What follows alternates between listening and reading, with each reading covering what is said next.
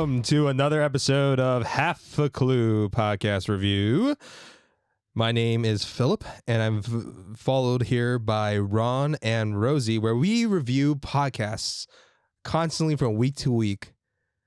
We are going to talk about one of the most promising, most talented podcasts out there right now, and they are only available on YouTube and not other podcast platforms. They are known as Half a Clue Movie Review with excellent 81 subscriber and growing 1 subscriber per month.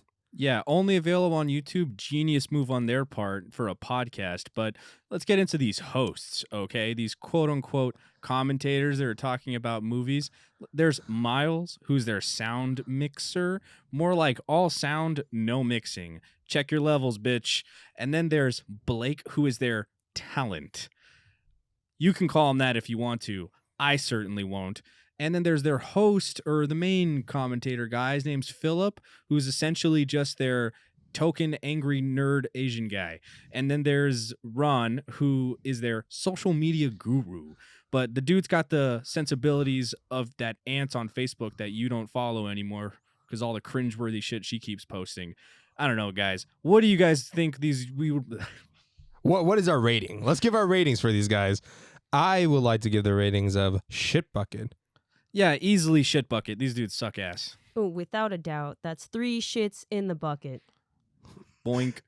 And welcome to our Half a Clue movie review episode on Scream, one of the most meta franchises out there in horror or otherwise. Okay, so on this week's episode, we will be covering the Scream franchise, started by Wes Craven, written by Kevin Williamson, starting from 1996 all the way to the most recent one, 2022. Even after the passing of Wes Craven, has moved on to new sets of directors of Ready or Not, and written by James Vanderbilt and Guy Busick, I think, who also wrote Ready or Not. And we're going to cover whether or not that film has reinvented the franchise or has honored the legacy of Wes Craven. Also, we'll see if this franchise is even worth the level of attention and hype from horror fans it has over the years. The Scream franchise, for me, it was like, I think it might be the first horror film I ever seen. It's Really? it was in Korea. I mean, it came out in 1996. It was like right when, like pretty close to when I was born. And what's it called? And then I think I don't know, I think it was like popular in Korea. It was on reruns, stuff like that. And that would be the first film I watched with like my grandpa as a kid. And then, and then also I watched it with my same Uncle Bernie who showed me Old Boy. So that's like, the Scream has this weird special place in my heart where it's kind of was my gateway drug into horror film. It's before I seen Nightmare on Elm Street, before I seen Friday the 13th, before I seen The Thing, which was probably my next big horror film I watched afterwards. So yeah, so as a result, like even the bad ones I've kind of stuck with and watched over the years and came out. And I've saw Scream, I think I've seen Scream 4 in theaters. So that's the first one I've seen in theaters. Wow. What about you guys? What is your history with the Scream filmography? First, I'm just going to say I think that the first horror film you watched being Scream sounds awful because it's it's so deconstructive of the genre and everything. It's and it's so referential that I imagine that just would have been you just wouldn't get exactly. I mean, other than just you get the slasher film thing of itself, which is something I enjoyed. For me, it was or my introduction to the film genre. I think I actually watched Scary Movie first. Oh yeah, Scary Movie. Yeah, the Scary Movie films. I watched all those probably before I ended up actually watching any of the Scream movies. So that was my introduction to what the idea of Scream and everything, of the whole meta commentary and shit. And heads up, we're gonna be probably saying meta a lot. But meta, what? Why? Why are we gonna say meta? I don't know. Why? I don't think there's any meta elements to this, right? No. You know what I mean? Like a podcast reviewing other podcasts. What's that have to do with anything? But no, so I think I watched the first 2 films, or at least parts of the first 2 films, when I was fairly young. I want to say like middle school, maybe. I have a distinct memory of me and my family staying at a hotel, and we were just watching the movies on TV. So it was the watered down TV version. And I don't really have that much great memory of the plots themselves. Like I basically knew all the twists and stuff later as I rewatched them again, you know, in preparation for this. And I was just like, oh yeah, like now I remember anything. And it really reignited that, like this new real actually kind of love for this franchise. I really appreciate it. And it's a good time. It's quickly become one of my favorites for sure. What about you, Rosie? I too have experienced the scary movies first. So that was my introduction to the Scream movies, was scary movies.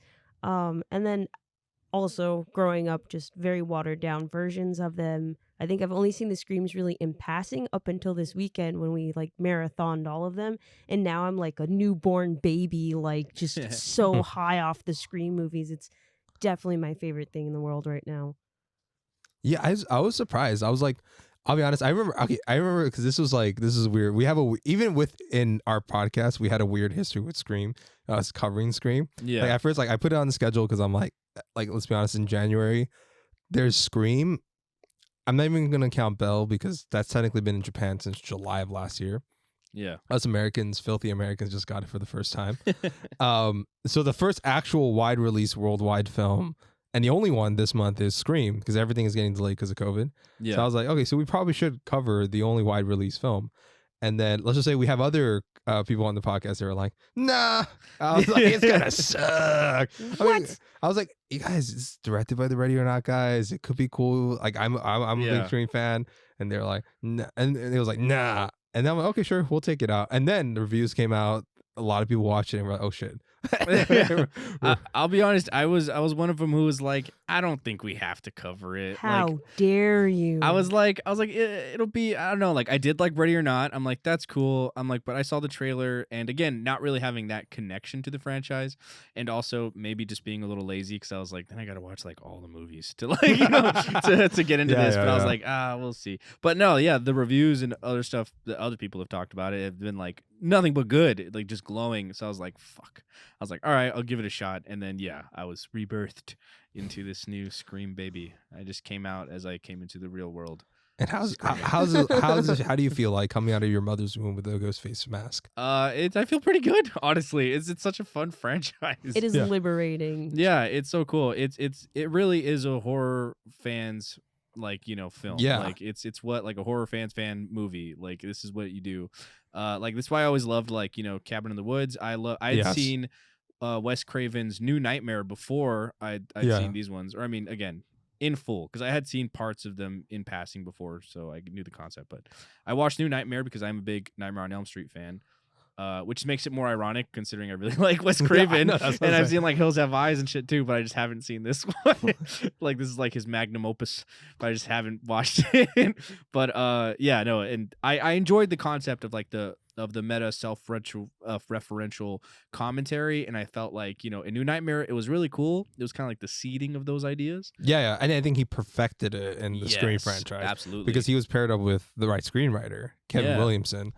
And yeah, brief background on Kevin Williamson. This guy is it's a weird, like he was a kind of struggling screenwriter, had a lot of bright ideas, but was a little too weird for Hollywood. So he was broke, and he was like, oh, what do I do? So I think something, I don't know how he got the money, but he was just like, whatever money he could scrounge up, he went to Palm Springs for 6 days. Maybe a good thing this guy's not in finances, but he went to Palm Springs for 6 days, nice hotel room, got a like typewriter, wrote the script out for 6 days.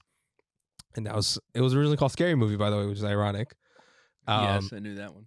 And then and also an outline for 2 and 3, which only 2 followed and 3 didn't, and we'll get to that in a bit. And then he sold it, and he was like, and then the script went to what's his name? Wes Craven. I don't even know why I forgot Wes Craven. And went to Wes Craven, and he was really into it. And he got attached after it was bought. He was actually trying to buy it himself, and it became this kind of brilliant marriage between Kevin and Wes. And, you know, we got the franchise as it was. I mean, there was a lot of bumps in the marriage, particularly 3 and 4. So yeah, it's some crazy shit. And that's why I think like Wes Craven, honestly, my favorite, like I think he's a great visual director. The guy understands pacing like no other person. Like his films, even the bad ones, they fly. Like they're not, I can never say there's a slow Wes Craven film. No. There's bad ones. Yeah. But they're fast paced. Yeah. I mean, Have you seen Red Eye? Red Eye? Yeah. Again, Red Eye's super well paced. Yeah, Red Eye is exactly. Like I remember watching that movie, and it moves along very quickly. You're immediately kind of pulled into the story. Is it the best? Not really, but like it's a fun time for the most part, and it's very intense. And he knows what he's doing when it comes to horror. Yes. The one film that I saw where I didn't like flat out was Full Stop. That one fucking movie, Before I Wake, or If I Die Before I Wake. Damn, dude, that movie had issues, but I feel like most of them were in the writing for sure. Yeah. Because the direction and everything else, like Wes's signature style, is what kind of the only thing that was really holding that film together. Yeah, in my opinion. In my opinion, I've always said to people, he's like the Ridley Scott for horror films. Like he's efficient, he knows what he wants. Except when it comes to the Scream franchise, where it gets really weird, like in terms of the whole process. Yeah. Before we get into that, let's kind of just get into Screams 1 through 4, the Wes Craven saga of Scream, really, and kind of Kevin Williamson on and off, which is weird. Scream 1 follows Sidney Prescott, Dewey, and Gail Weathers in the town of Woodsboro, and suddenly people get murdered by a clumsy guy in a Ghostface mask. Very clumsy. Ghostface is the clumsiest of all serial I killers. know, he trips. he gets smacked around, falls down the stairs every time. Yeah, but at the same time, while these murders are happening, you have your residential movie expert nerd, Randy Meeks, who is able to commentate it and turn the film into basically a satire on horror films. The real, like, fucking MVP of the real hero of Scream. Hell yeah, man. We love you, Randy. Yeah. Randy, man. R.I.P. I know. You know, the thing is, I think it's Jamie Murray, right? That's the actor's name. Jamie Kennedy. It might be Jamie Kennedy. He's he's recently been on interviews a lot. He's like, look, I'd be totally down for you guys to bring me back. Like, please. Like, he's been asking every interview, like, just bring me back. And then when we get into Scream 2, we'll talk about like what happened to his character. But yeah, what do you guys think of the first film? Yeah. I loved it. I think it's just a perfectly crafted horror film, honestly. From like start to finish, it works so well. It starts off with a bang, immediately referential. You immediately get the whole idea where he asks her about like scary movies and everything. He immediately sets the tone, and it just builds from there. It lets you know what kind of film you're going into, and the pacing never lets up. And yeah, it leads to an awesome climax. One of my favorites in a horror film, because that third act is so fucking hard to pull off in any kind of horror film. No matter how great they are, sometimes they tend to fall apart in the end. But I felt like this is one of those rare exceptions where the third act is one of the best parts of the film. What do you think, Rose?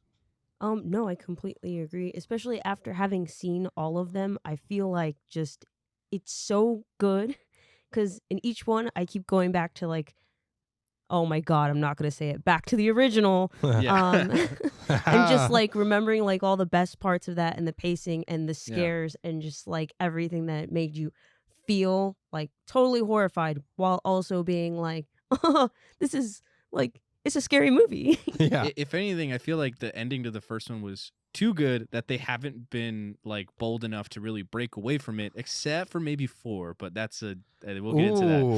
Okay. In a sense. In a sense. Ooh, I already feel the flames of the debate coming. I have particular feelings about 4. I mean, so do I. But I'll just say that it was the only one where I feel like they had enough balls, chutzpah, cojones, yeah, to really try to do something different. But we'll see how the execution played out. But so that's generally my feelings. And it's like throughout the film, it's like I love that it's like as a film lover, as someone who appreciates horror films and everything else, this movie really takes its time to shine a light and be like, no, horror films can be great, but they have problems, you know? Right. And especially in the 90s when horror films were like, you know, the slasher genre had really kind of just I don't know, had overstayed its welcome, or they just ran out of originality. Oh yeah, slasher films, crazy. like by the time this came out in 1996, was dead in the water. Yeah. They weren't commercial, they weren't marketable, they weren't sanctioned anymore. Wes Craven, it was a miracle this film actually got made, especially with the level of graphic and gore that comes out. But we'll talk about that in a bit. But let me continue your point. No, yeah, and I just feel like this helped revitalize it and everything. I mean, I think most people know that already, but like, just really kind of shot that new energy into horror, and then I think what it's like a year later when Blair Witch Project came out, that just added a whole other element to horror until that's a whole other conversation. But yeah, that's one of those things that, like, again, I think that they didn't completely nail on the head in the sequels was the relevancy of what was going on in horror that the first one did so well. Was it just staying on topic to what was prevalent in the genre and the issues that they had at the time? Yeah, it was great.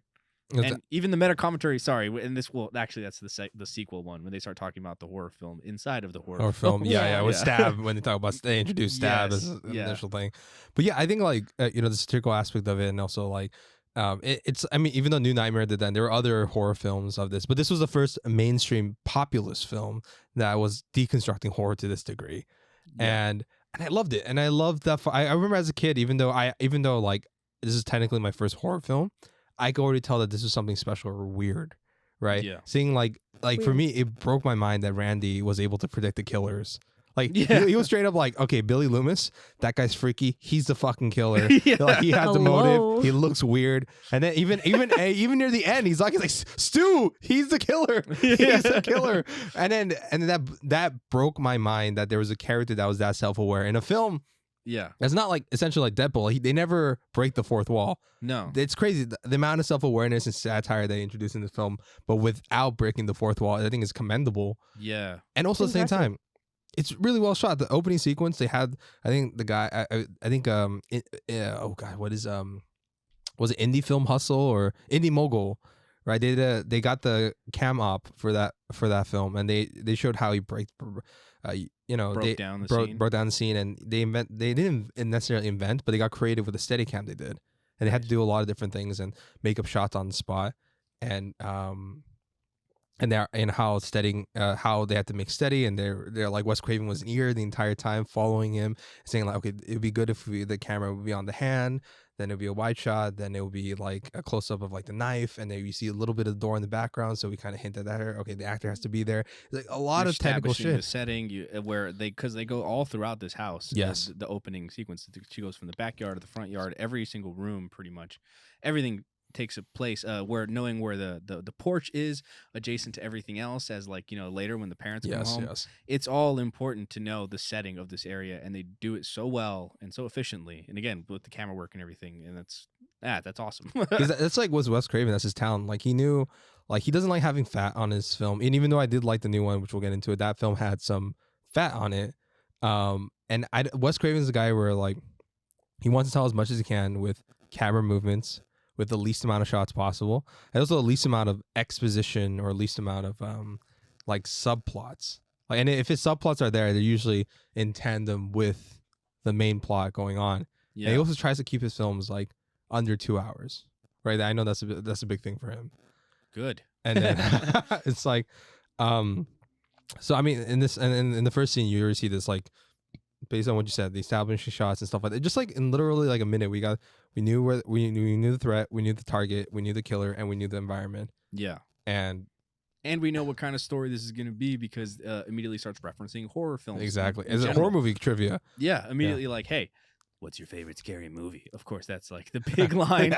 And then he starts rattling off different kinds of stuff. And then even then you get like that psycho fake out ending in the beginning where it's like, oh, you think this? She's the main character. Drew Barrymore was the biggest star at the time. Yeah, exactly. And the fact that they killed her off right away was shocking. Yeah, at the time, it was crazy. It's like, oh shit! Like you think this? Who? What? Like, yeah, it's crazy. And then which is again is echoing and in reference to Psycho, which at the time you didn't kill off your main actress, especially not halfway through the film when they've got this whole subplot going on, and then you just murder them right away, and it suddenly becomes like a murder mystery instead of like this standard film. So it's great, yeah.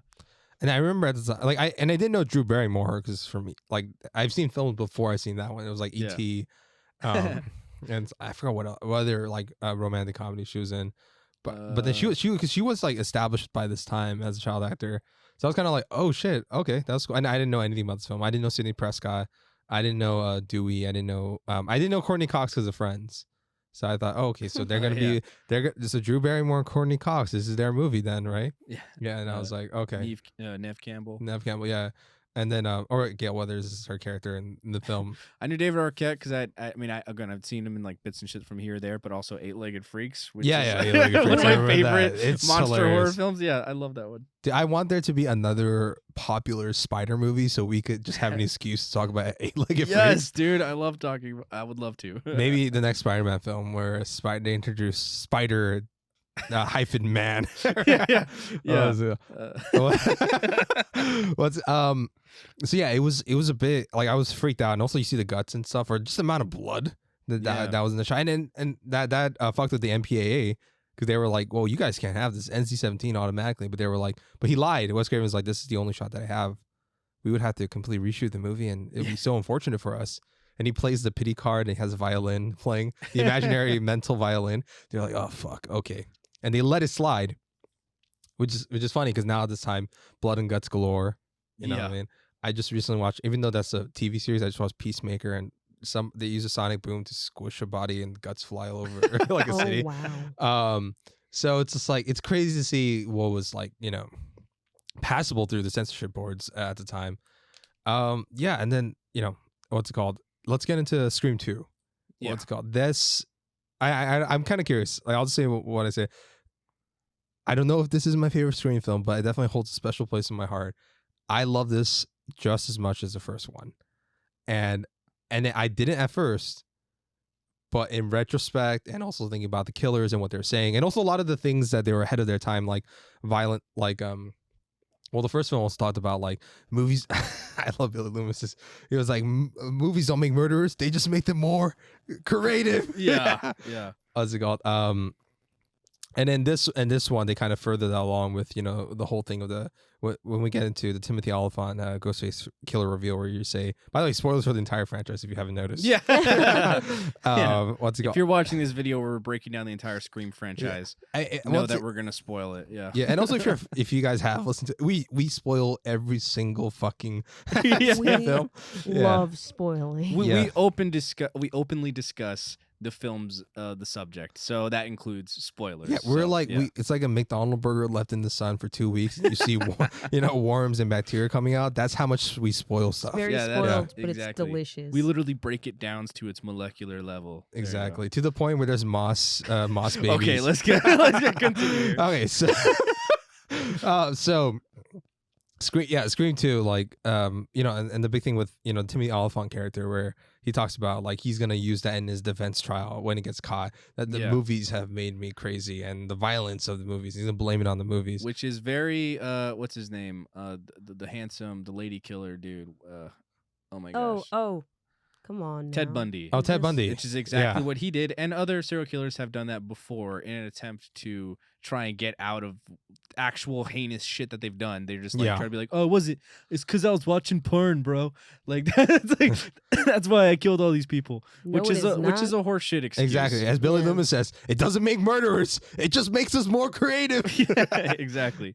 Timothy Olyphant playing Mickey, looking crazy as fuck from his first scene. Like I remember when again watching this movie, I was like trying to remember. I was like, I've seen this one before. I'm pretty sure I have. And Timothy Olyphant comes on stage. I was like, oh, that guy's a fucking killer. I was like, I don't have to remember exactly, but he looks like a fucking killer, man. He His has hair, the same hair as Billy. Yeah. But like spiked up backwards. Yeah, spiked up backwards.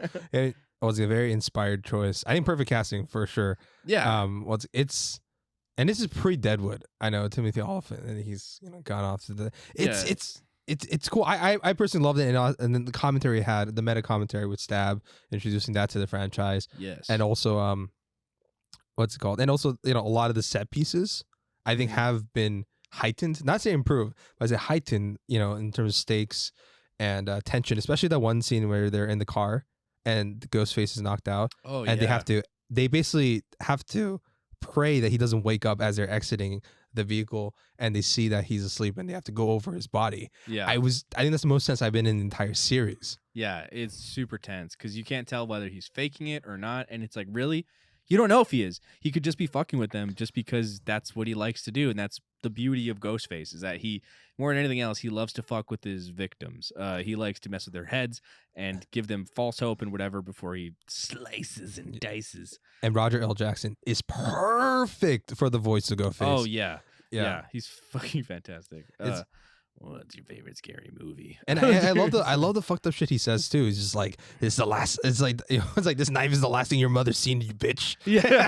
Have you ever felt a knife scrape bone? It's like, yeah, it's creepy and it's psychotic and And he just fucks with you. Like I the day that Roger L. Jackson will no longer voice Ghostface is gonna be a terrible day. yeah. I don't continue the franchise with Roger L. Jackson. I'm sorry. He's as much as the important like Sidney, Dewey, and Gale are to the franchise. And to be fair, I think Randy was more important than fucking Gale. But we'll get to that. We love you, Roger Randy. I know Roger L. Jackson as Ghostface is fucking inseparable. I cannot imagine anybody else. Yeah, it's like Tobin Bell again because this movie talks about other franchises and everything else. But it's like Tobin Bell in Spiral in the Book of Saw. They replace the voice of like would you like to play a game, that kind of thing. But instead they replace him with like this weird like he kind of has like this Kermit the Frog sounding voice, and it's like it's laughable. So it's like just don't do that. Just don't. Don't bastardize. But yeah, the anyway, talking franchise. about I'm sorry. But yeah, sorry. Talking about the sequel, though, I love how referential they are about sequels, how they say sequels suck. There's never really a good one. And they start giving examples because now they're actually at a college and there's a film class and they're talking about film and they're breaking down issues with them and stuff. And the idea that a film like Stab or Scream would inspire real life killers and stuff again. So it's speaking, very referential and stuff. And I'll in a weird way, and also I think the one last thing is the intro.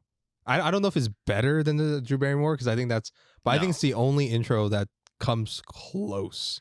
I would agree. Like it's out of all the like the third one. No. When we get to that bit, and the fourth one, I mean, it's cool for what it is. They're trying to set that up, but whatever on that too. And the fifth one, I think it's probably it's up there, but it's pretty solid. It's pretty solid. But the second one with the movie theater, Yeah.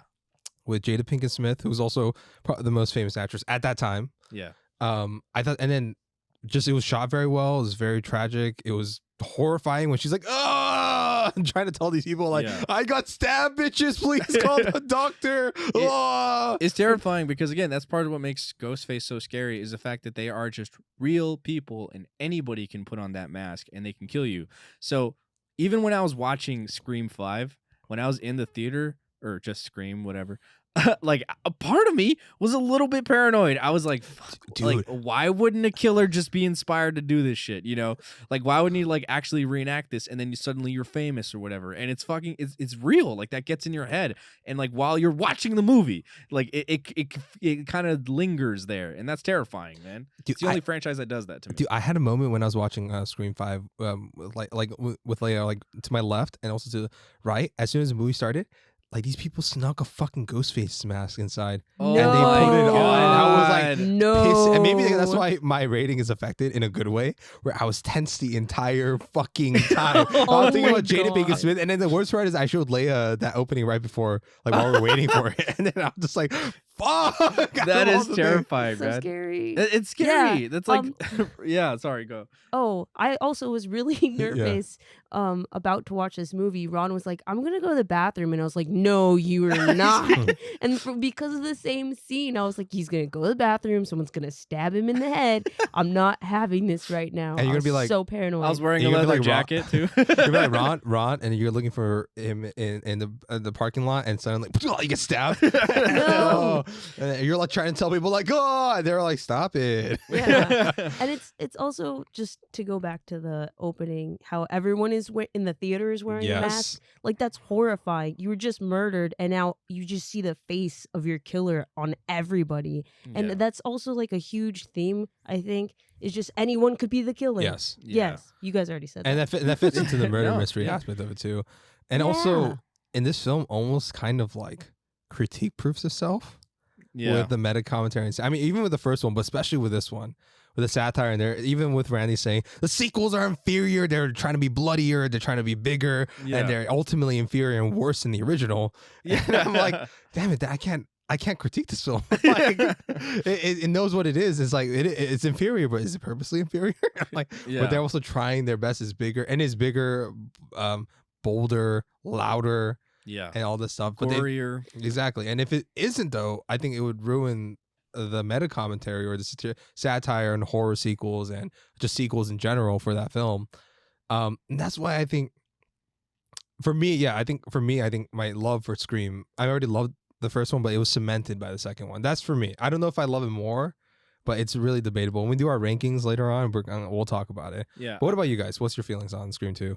I called it one of the greatest horror film sequels of all time, and I still believe that because it's like it's again, because I am a fan of other horror films too, and like going back into Wes Craven's own Nightmare on Elm Street 2. Yeah, A Nightmare on Elm Street 2, dude. It sucks. It sucks for so many different reasons, but like it eventually gets redeemed by like the third and the fourth one where they kind of take it into angered a lot of Nightmare on Elm Street 2 fans. It has a cult following. I know a lot of people like the second one, but I'm sorry. I revisited it and my opinion softened on it, but we're not here to talk about it. Yeah. Okay, but it's just like it's hard to do a sequel, especially for a horror film, because usually the villain is either dead at the end or they're not, and you have to kind of fucking figure out an excuse to bring them back. But Scream really fucking made it perfect for for them to be able to make almost as many sequels as they want. I hope they don't, but like almost. And I think Scream 2 is just, it's easily one of the best. It captures all the spirits and the essence of the first one and enhances it even more in perfect sequel form, and it does it well. What about you, Rosie? What's your thoughts on Scream 2? Were you the crazy thing is, critically, this is, I think, as well received or even more well received than the original Scream 2. And then, and it's done well at the box office, almost like, I think, what's it called? It's amongst the highest grossing of the franchise. What about you, Rosie? There's two camps right now. Like, there's still the camp that still rides the positive critical wave of Scream 2. And there's a camp there like, it's overrated and it sucks. I think I might just have a foot in each camp here. Okay. I mean, I do really like it. I giggled. I was tense. It affects me, absolutely, and it's very entertaining. But, is this the one? I'm sorry. Did they kill Randy in this one? Yeah. Okay. That's my biggest complaint of the film. Yeah. I can't accept that. That's super upsetting for me. Even like. Oh, right before they killed him, I was like, you know what? I think he's probably my favorite character out of the main cast. And I was like, wait, no! She literally said that out loud like 30 seconds before he died. And I was like, I can't watch this anymore. Like, that's so upsetting. And I'm going to be honest, like, the reveal, like the killers in this one, the final villains, for me, it was a little anticlimactic. It's a little weak sauce. I agree. It's a little bit weak. I mean, I completely agree. That was my initial reaction. Actually, it was probably my first 5 reactions. I've seen this film way too many times. But by the 6th time I watched it took 6 times for me. In a way, I guess it kind of makes sense, right? Like, I mean, like the logic point where the film fans and the commentary they're going in and what they're commentating on, how horror films affects the audiences and vice versa, this symbiotic relationship. And also logically, I mean, they were doing before I get to the logic part, they're doing an homage to the Friday the 13th with the mom being the killer the entire time. Yeah. And it made sense. Like, it really does make sense. Like, the consequences of the first film, the mom would probably try to take revenge. So she has a motive. I think even like the colors that she's wearing at the end is similar to what Jason's mom is wearing in like the first Friday the 13th. I'm sorry. Just to be clear, I mean, okay, so the mom, again, not like overwhelming for me, but it's Mickey that I've got a problem with. Oh, actually. Okay. I don't know. He wasn't Ron looks like super he disagrees. noticeable to me. I don't know.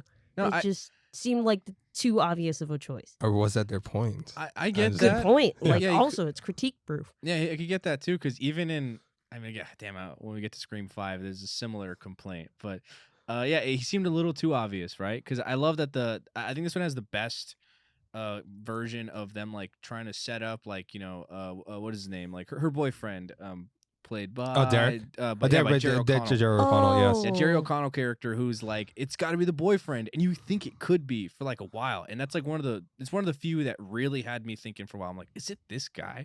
Like I couldn't tell for sure. I'm like, is it this guy? Is it not? Are they working together or what? And I was like, I don't know. But like Timothy Oliphant's character, he does look a little too crazy. He looks like a little. It's like Randy, where he's like, this guy is Look a at fucking him. killer. I mean, look at him. Yeah, look at him, dude. In the opening conversation, he predicts that he's a killer, though, remember? Yeah. He's going down the suspects. Like, this guy's probably the most likely, but also that would implicate me, so let's move on. Yeah. True. Oh, wait. So are you talking about her boyfriend? No, I'm talking I about. mean, the No, he's talking about how like, you know, they're trying to tease that Derek is a killer, the boyfriend. oh yeah, But then- which they do in like all of them. Exactly. Yeah. But in this, but you know, it was hiding in plain sight the entire Yeah. time. Exactly. It's like, oh no, it turns out it is Randy because like, you know, or not Randy. Fucking Mickey because he seems like he's a fucking killer. Because Seems creepy as hell. obviously- I agree that I think they could have probably had him more like have more some kind of relationship with Sydney or something. Like he could have had something a little bit more But does established. in there. Stu have a relationship with Sydney? He There's was the just a peer crazy one. pressure. Well, Stu was her friend, I'll say. Like, Stu was just like, she was hanging out in the group, and he was a psycho kid that was like peer pressure. And I think, I don't know. I do like his idea that he is just basically influenced by this. Like, he's a little more, he's just the more naive one, and he gets like manipulated by Billy. But in this one, I understand Mickey's basically in the same, he's basically the Stu, right? Yeah. He's the Yeah. guy who's just like a little bit more of the muscle. He goes out and he'll do shit. He's the crazy one who's just like crazy for the sake of being crazy. And it makes sense why Mrs. Loomis. Ha Yeah. ha, Halloween reference. Yeah. Mrs. You want to say that, Rose? He seemed like he wanted to say that. It's fine. I'm so sorry I stole your thunder. What's it called? I wish I read your mind and knew that you were Maybe we were just on the same wavelength. Exactly. You know, saying if so it made sense why Mrs. Loomis, who's the more practical one, would get someone like Mickey to be the one to do most of the muscle, because one, he's the guy, he's a little bit more agile and he's more fit, and two, at the end, she could blame it on him. Yeah. You know what I mean? Absolutely. Yeah, he's a psycho. Easy Exactly. out. And Yeah. she doesn't care about the ghost face or anything like that, but she indulges in it because she doesn't want to lose, you know, basically win his trust, or doesn't want to lose his as a partner. So she's just feeding his weird obsession with like trying to play out the movie. And at the end, obviously, she shoots him. Yeah. She's like, you wanted to do a whole trial thing? It's the dumbest thing you ever heard. And it's like, yeah, that was pretty dumb. But she's like, I don't really care, but whatever, just to get my revenge. But as for the Mickey being super obvious, I think once again, because at the time there was a lot of horror sequels by the point this film came out, even though it only came, by the way, what a beast, it only came out like a year or so after. That's yeah, insane. That is pretty like, yeah, bonkers, that's dude. crazy. And And it that's was still good. yeah, and I think that's because he had the writer Kevin Williamson had an outline for 2 and 3, which is rare for a lot of horror movies. They take it one at a time. Yeah. And I think but I think like for me, the Mickey thing didn't bother me as much of him being a discount too, because I think that is the whole point. Because like, how many horror sequels have we seen a discount version of the original villain? Yeah. Right? How many horror sequels have don't do anything subversive and it's going back to the same schlock or the same stereotypes? It And has I to go think- back to the original, and essentially the motives are the same exactly for both killers. and how lazy that is, and how Yeah. at the end you like Sydney was exhausted, like, my gosh, again. yeah. Really? Like, she's like, oh shit. And even the way she shoots Mrs. Loomis in the head, she's like, oh, fuck this. Yeah. I know. So that's for me, I think that's why it worked the best, because I think the laziness of having Mickey the most obvious thing. If he's that's why these films are hard to critique, except the third one. That's not critique proof at all. No. But it's hard. It's hard to, like, their flaws are also their strengths. Yeah. Because they're like Yeah. trying to comment on like the nature of the genre. Do you guys have anything more on the second one, or we want to go straight to the third? I'm ready to go into the third one. We got a lot of movies to cover here. Yeah. Let's We're gonna go. speed run. The third one, my gosh. This one, the crew goes to LA. Hollywood, baby. Booyah. Baby. Sorry, can I do one last thing about the screen? Oh, yeah, too? yeah, yeah. What? I think I love you. So what am I so afraid of? Okay, that's it. All right. Oh, Script dude, it. that's a good Yeah, one. what a guy. Clearly, he can't be a killer, which he wasn't. So I guess no. Yeah, I know. Dude, Goes to Derek- show you. oh my god, Derek has the most tragic fate. I don't He remember. really does. He's like, I'm not a killer. I'm just really just trying to be helpful here. It's like he's a little creepy, but Yeah, like, he's really, and then poor Sydney was like doubting Derek at the end. yeah. She's like, oh, you could be the, and then she gets shot. She's like, oh fuck, no. And she's like putting her hands through the abs, like yeah, I'm she's missing like, out. she puts her hands like, like right on the hole. He's like, no. It's like it's too late. I do like in the third one that she does have, I think like the little token. The body armor. Yeah. Yeah. What's it yeah. called from Derek? Oh, well, showing I- now she's all. So, okay, so we should mention that in the second one they kill Randy, right? So he's not around for number 3, and I think Ah. narratively it suffers in a lot of ways. Oh, huge. Yeah, but I'll just say that the bullshit that they come up in 3 for how they're able to interject him into that one, It's terrible. it annoys me. It annoys me to no end. But Oh, whatever. We'll get that in a Yeah. bit. Let's get into the background, the craziness of 3. So, Screen 3, they go to LA. They go to LA. Hollywood. What's it called? Gosh, this is so stupid. So Screen 3, they go to LA, and as I said, spoiler, this whole thing was a plot by Sydney's half brother to kill Sydney. What? And this is supposed to be the ending trilogy, to end all trilogy, the final film. Ha ha ha! Yeah, this film was a shit show. Brief background. So Calvin Williamson, this is his baby. As much as Wes Craven had a hand in this, Yeah. this is Kevin Williamson's baby. He wrote it. He made the outlines. It's his ideas and stuff like that. And Wes Craven helped flesh it out. He's a If perfect anything, he was partner. like the guiding hand. Exactly. Yeah. And this one, Kevin Williamson got super big. So he made a TV show. He needs to make money. He can't just rely on the Scream franchise. So he made Dawson's Creek. So I know a lot of, people out there, 30s to 40s moms who, I love this show. I've watched some Dawson Creek too. I don't know what- Which, by the way, what's his face? Oh my God, the guy. He's from Dawson's Creek. He's also from Fringe. Oh my shit. God. Is it Josh? Yeah, Joshua Jackson. Jackson. Joshua Yeah, Jackson. he's He's in in the Scream film. too. He's in Yeah, Scream and then too. later he's in Dawson's Creek, and then in Scream 5, she's watching Dawson's Creek, which is Exactly. kind of hilarious. So yeah, he got super big. He was super popular, and he gets bigger even later. And when we get in Scream 4, that's another thing. His continued success and talent is, people just don't want to wait for him for some reason. I get it why they need to make the money.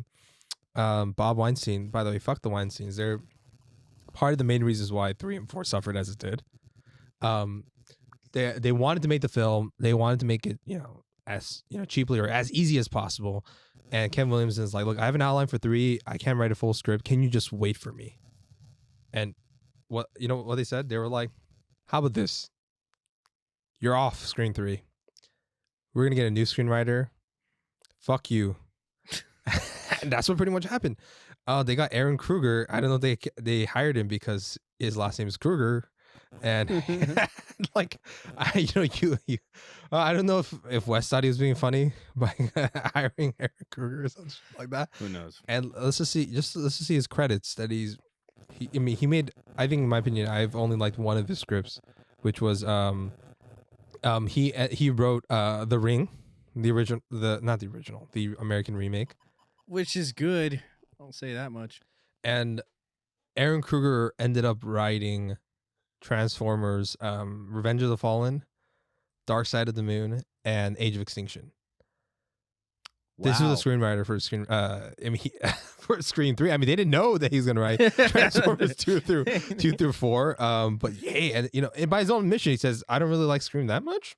And I don't understand the characters." Oh my And you could tell. God. Because Dewey becomes this kind of lovable, goofable sheriff into like, yeah, LA fuckboy, yeah. And I was like, what? And Gail's more obnoxious than ever. And Sydney just disappears. Okay, so let's get into Sydney, why she's not in the film for that much. The reason why is because she only had 3 weeks available to shoot. Because Bob Weinstein was like, fuck no, we're not going to wait for this bitch, the star of our franchise. She's famous. Fuck it. You know what I mean? We'll just have all her scenes replaced by new people.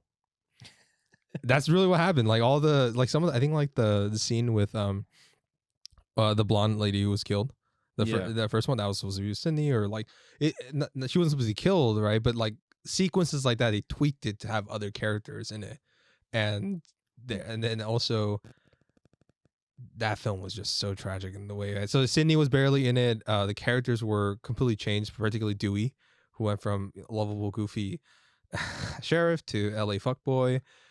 Gail became more obnoxious because once again, the writer didn't understand the characters by his own admission, not by my admission, by his own admission. And also, they got another screenwriter writing pages as they were filming. Genius. Because they didn't even know what the ending was. They didn't know who the killer was. Because I don't know if you know this. They were actually going to try, Emily Mortimer's character, the one who's a super fan of Sydney. Yeah. She was supposed to be one of the killers. There was supposed to be 2 killers. Yeah, that should have been. That would have been way more interesting. That would have made so much more sense. Because I think, okay, the big reveal that it's Roman, right? Yeah. And the guy who has barely been in the fucking movie. Like, I was complaining that Timothy Oliphant's character, Mickey, is like kind of not as much in the movie as much as he should be or whatever. Roman is in there for like, he has like 2 scenes maybe where he just like they're trying to destroy my movie. And they cut to later when he's like, they can't believe they arrested me, or they question me for this shit. And then he's the fucking killer. It's my birthday. By the way, I'm the killer. Yeah. Ridiculous. And it's only one killer. It's the only film in the franchise with one killer, which doesn't make sense because Ghostface is fucking everywhere in the film. Yeah. That's part of the believability to Ghostface's like his weird ability to like appear in one space and then be in another, and he's able to fuck with people on the phone, but then also be able to pop up into like whatever other spot where it's just like you would have heard him or something. It makes it way more believable when you know that there's 2 killers out there doing this, because they can handle multiple things at the same time. Also, this feels like the one where the phone call aspect, like the game that Ghostface is actually playing with the killer, is played down like the least, right? Yeah. Like he just kind of, he has that one moment. Oh my God, sorry. The one that like that really just pissed me off was like when he's literally sending like a fax, or like he's printing out the script, and they're like, what happens next? What happens next? It's like, wait, let's not go outside, let's go inside, let's go. And it's like, this is just dumb as fuck right now. It's like, why the hell would they be standing in there, and then the guy runs back inside to see, I have to read what it says. And it's like, what? Why would you do that? Dumb. It's, oh my God, it's hilarious. And also, like, and the thing is, it's not dumb for critique sakes, but I think it's just dumb for dumb sakes. It's just, it's not, you have these unintelligent characters not as like a critique. It's like, what is it? What are you trying to do with this? Yeah, and it's so open to like basically you can criticize it for a million different things, but like the fact that it is the end of a trilogy, it should have this like big. There's plenty of ways you can critique the 3rd film in a horror franchise, right? Like there's ways to like, there's a sequel, the 3rd one, and they do, but in the dumbest way possible. And I'll get to that. Rose, were you gonna say something?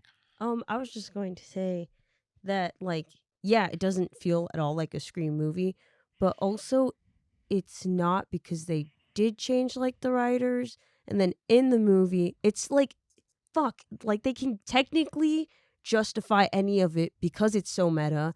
And it's like, who's Roman? Just some crappy filmmaker who's just trying to make a stab movie while this guy's making a Scream movie. And it's just like, the stab movie's ridiculous, the characters are ridiculous, and it's just like, it is goofy as heck, and it's definitely not a Scream movie. It's the biggest waste of opportunity too. Like the fact that they're in Hollywood, there's so many different things you could have done that would have been just fun and interesting, that they could play with the idea of like the Hollywood system, making of horror films, the whole process of even just making the Scream films and everything.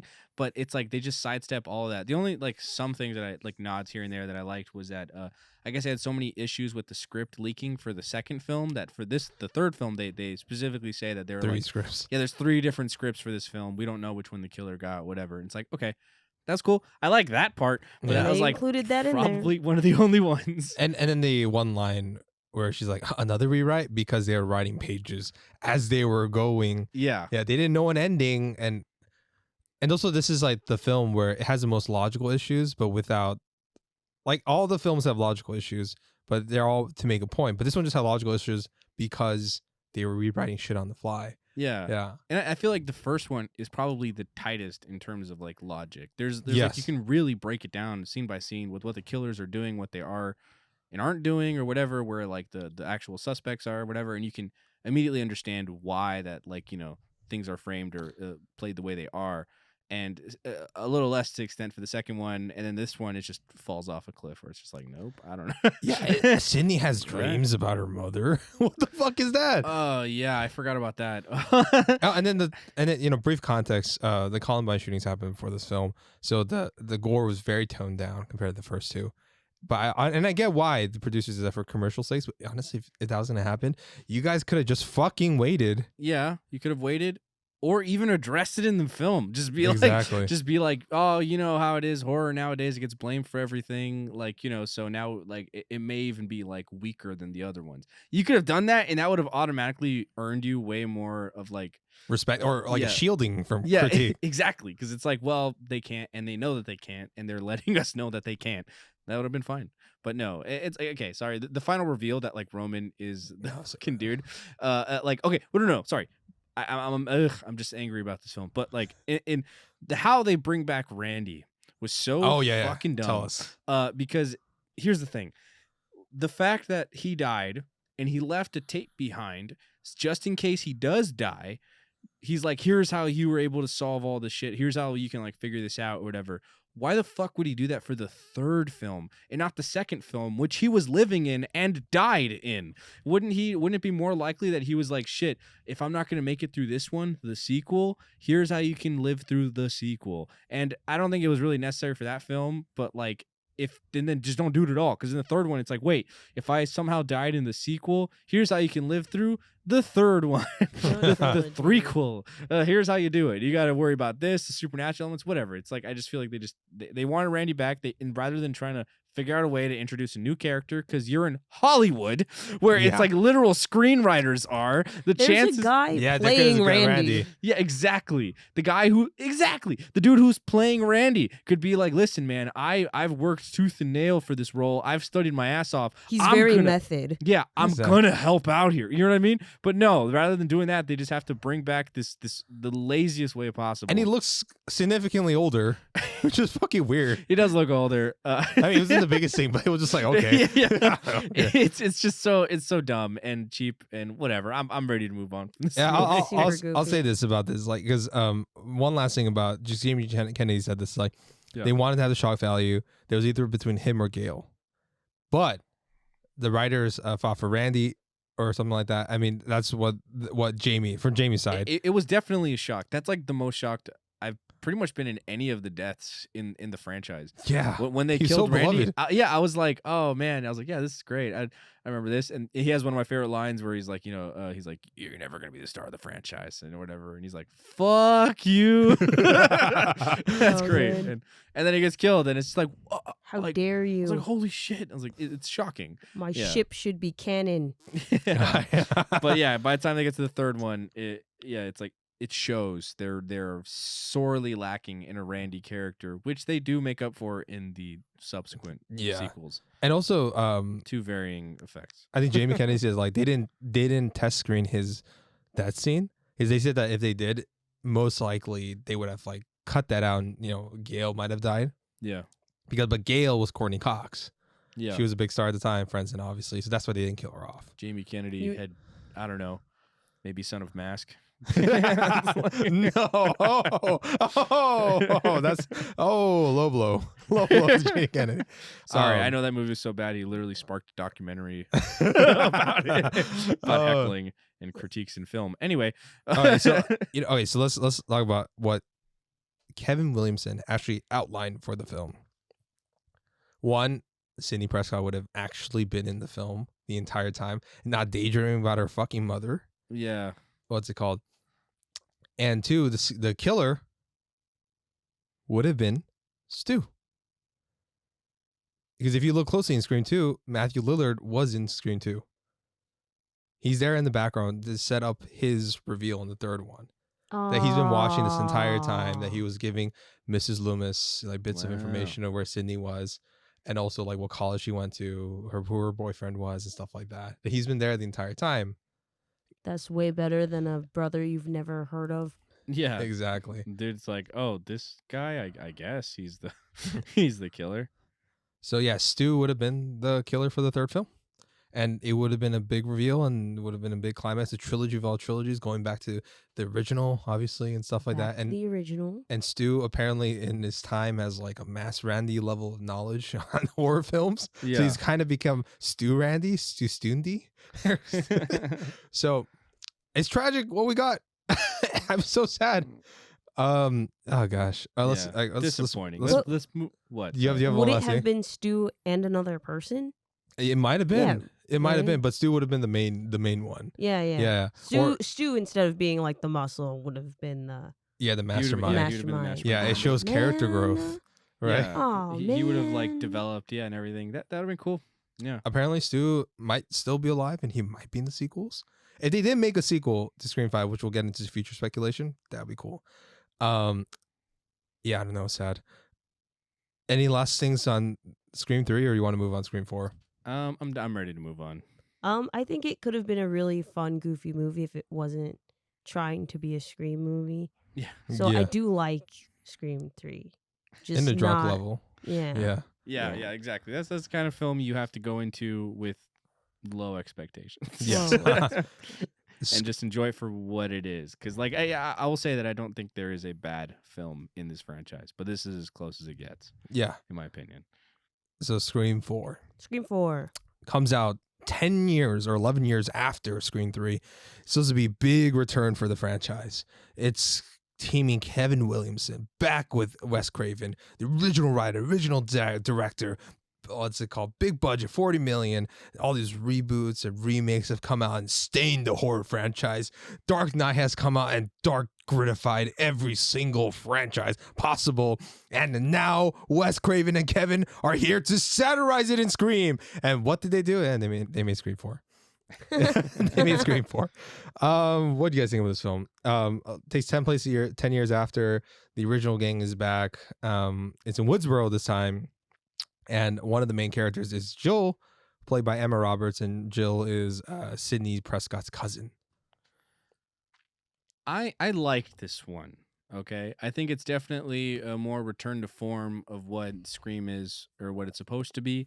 I think it goes back to like with the characters like Hayden Panettiere's character. Sorry, Kirby. Yeah, Kirby. she's the best part of the film. Yes, I think she combines all the aspects of what you want, like out of like kind of a more subvertive version of like Randy, where it's like she's There's like the hot- 3 Randys. In the film. yeah, she's like the hot like new like what's it called, like popular chick or whatever, but she's also like knowledgeable and she's nerdy and stuff about this. She's a little smug, but she's kind of allowed to be because she's like also is able to like subvert those ideas or whatever. So it's like that's cool, that's fun. I do like that they have what's his face, not Macaulay Culkin, his brother.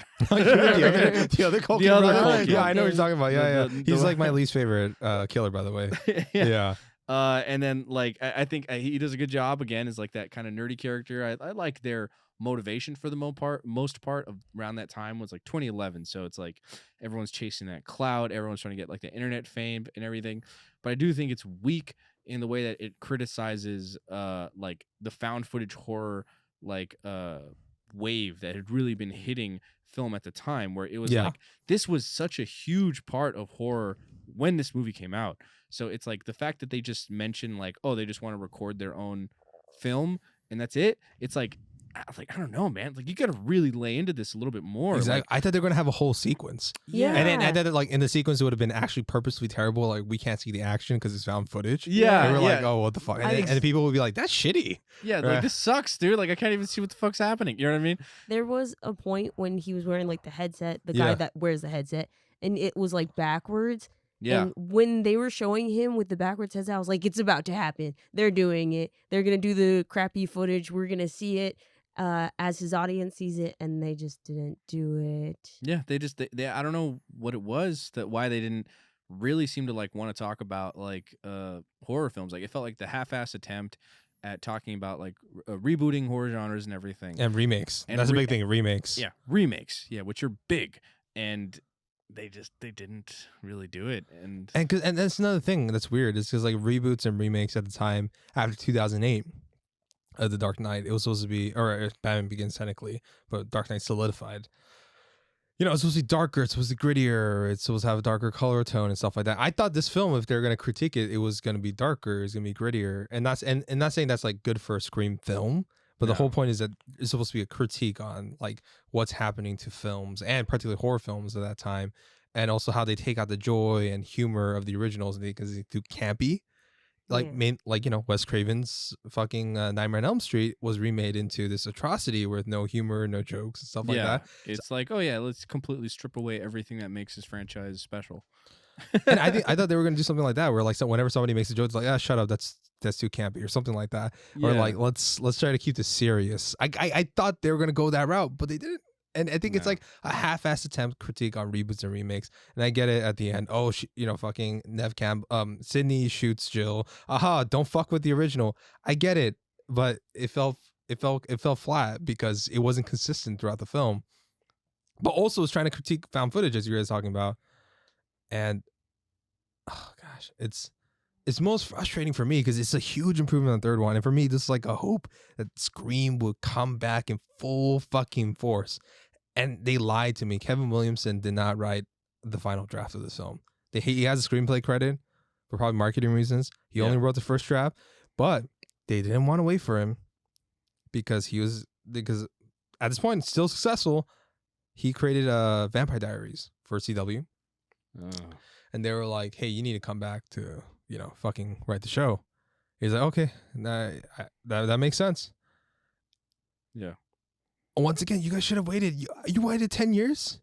You waited 10 years for this to make another one? You can't wait like another fucking 6 months or something? Yeah.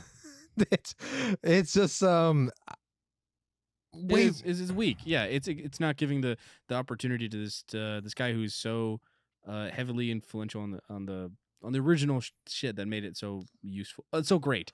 It does have its moments throughout. Yeah. Like mainly Kirby. Yeah, mainly Kirby.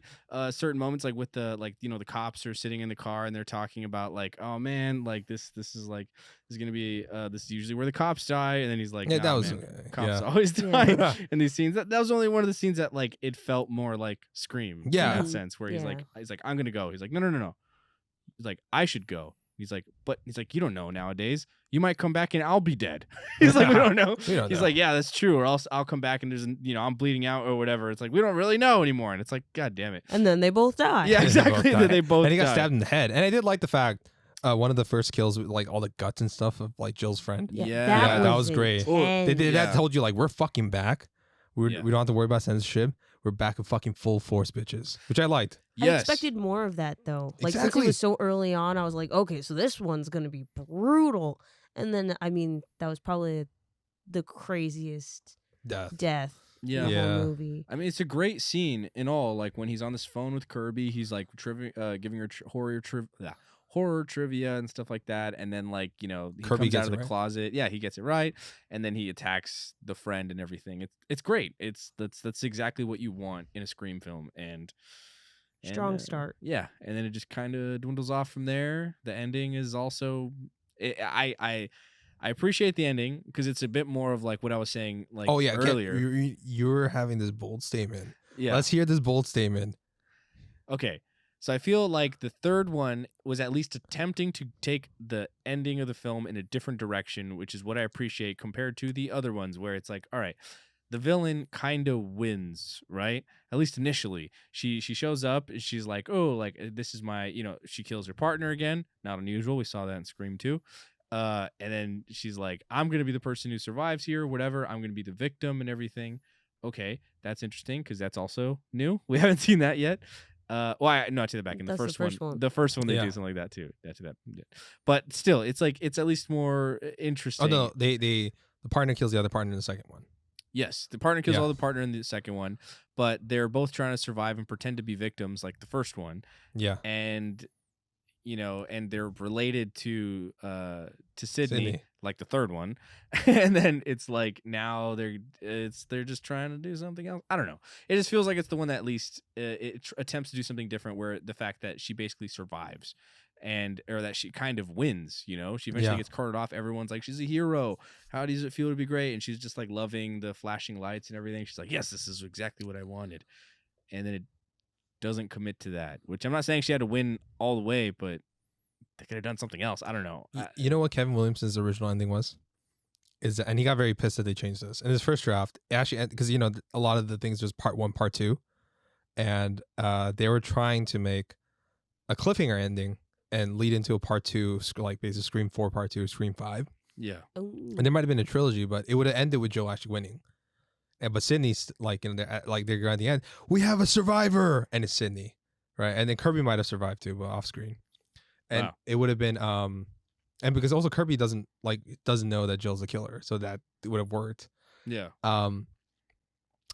And the part 2 would have been a Ghostface killer who was connected to the victims from Scream 4, who was out for revenge and trying to kill Jill for being Ghostface. It was Ghostface hunting a former Ghostface. Oh, Nice. that is and juicy. And it would have been like a commentary. Part 1, part 2 is part 1 just a filler for part 2 and stuff like that. Yeah, and especially because that's a big thing that was around then and still kind of around now. The whole splitting up those finales and everything into different parts and stuff.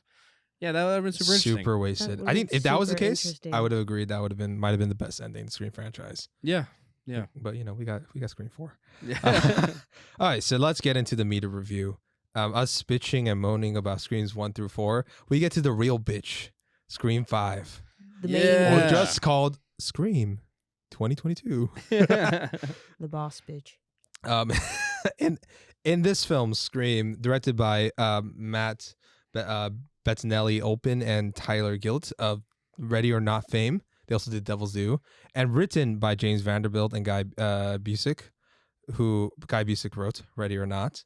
Somebody just asked him, like, after the critical and commercial success of Ready or Not, what films do you guys want to do? What's the next franchise you want to tackle? And they were like, Scream. We want to do Scream. I'm like, nice. Honestly, it fits so fucking well. Take my money, please. And then, and the main premise is Ghostface is back. Last chance before we spoil the fuck out of this film. And we've been spoiling the fuck out of every single film. Yeah. If you waited this long, I mean, I guess commendable, but yes. Go watch the movie if you haven't seen it. It's a good time. Yeah. Yeah, I had a lot of fucking fun. All right. So main thing is, what's it called? Sam. She is the secret daughter of Billy Loomis. What? And her sister, Tara, gets, almost killed in the beginning. She subversive because the opening girl actually doesn't die this time, or the opening person. Yeah.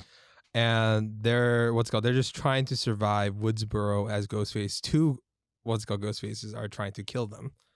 And I enjoyed it. As a Scream fan, I'll be honest, I was a big smile on my face the entire time I fucking watched it. What do you guys think? Yeah, no, same. I had a great time watching it throughout. Like there's minor critiques here and there, but for the most part, like I just had a really good time. I think it pretty much gives you everything you would want in a Scream film. Yeah. What about you, Rosie?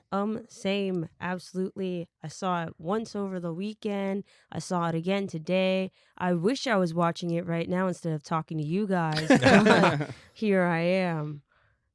It's so weird. It's weird to see a Scream film not made by Wes Craven, but at the same time, it feels like it's made by Wes Craven, and it looks up and honors him so well.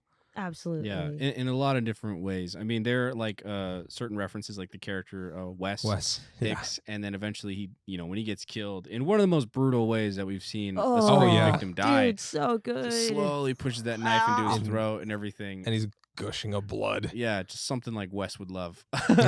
And then later they're having like the party, the final finale party in memorial of Wes, and they're like, for Wes, and then they take a shot and it's like, for Wes. And it's like that's great. It's even so at the sweet. end for Wes, they put in the credit too. Yeah, I did like that a lot. And I love this film. This film honestly felt like a tribute to the franchise and Wes Craven as a whole. Yeah. And I like that. That's the right approach to do. I know there's like the temptation to kind of make it super subversive or different from the franchise before and put your own spin on it, Rian Johnson style, which they reference. But I think this was the best approach to take us out. I think this is the best way to honor the original, honor Wes Craven's work, and honor Kevin Williamson's thing too. And he was on this. He was he was an executive producer on this film, and he gave his blessing. He loved the script, and also one of the few Scream films where the script was completely written before they started shooting, or is mostly done. Bravo. That's bonkers, dude. Wow, and that made a cohesive film with like little. I mean, there's a lot of logical flaws, but at least those are critiques, right? It's like at least concise or cohesive. Yeah. Let's get into some of the new cast, right? So our main characters are Sam Carpenter, Tara Carpenter, the sisters. We get Richie, the boyfriend, The played fact by that their last names are Carpenter. Wink, wink. Horror Oh, I know. fans, wink. so subtle. Jack plays Richie, and you get Wes Hicks, you mentioned before.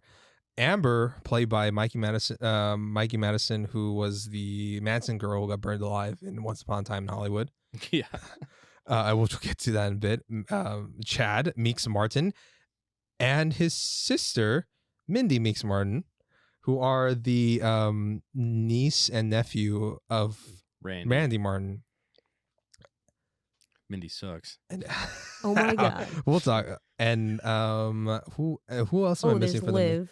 there's Liv, right? And there's Liv. There's You Liv. forgot There's the most Liv. critical character of all, Vince Schradener. You mean Vince? really, Vince? We have critiques. Yeah. So, what do you guys think of the new cast overall?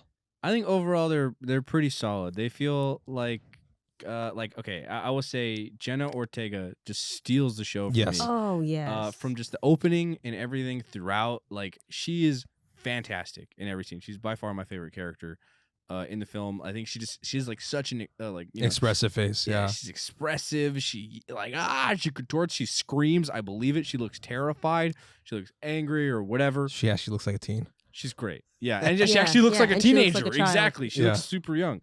I think what's it called? And also Jack Quaid. I really liked him as well. I think he does a great job as like the boyfriend type who kind of just is there most of the time. Just like I understand his character is playing the role of like not knowing what's going on, but also being like scared and terrified. I think he does that well. And then when he does a turn eventually to be revealed as the killer, I think he does a great job portraying that as Yes. well. And Thank then Mickey Madsen as like Amber, I also loved her too. I think she was great. Pretty much all the sides, but especially the killer part. Like, I believe it. She's one of those characters again who is like, there's always one, and I think it could have been intentional, but it's just like she looks like a fucking killer. Yeah. She looks creepy. Yeah, she looks so creepy. I'm sorry, I don't want to interrupt you, No, but go. once she's revealed as the killer, her performance is Yes. wow. Yeah, Wow. I love it. She's like, yeah, like she's got that like kind of crazy Oh. energy. Yeah, she's like, I love you. And Dewey went like a little pussy or a bitch, right? yeah. Ugh, It's brutal. great. I love her. And then that's pretty much out of the returning cast that I like. I did not really like. Okay, Jasmine Savoy Brown, who plays Mindy, And also This- your favorite character from Leftovers. yeah, she's I think she's fantastic at playing really annoying fucking characters.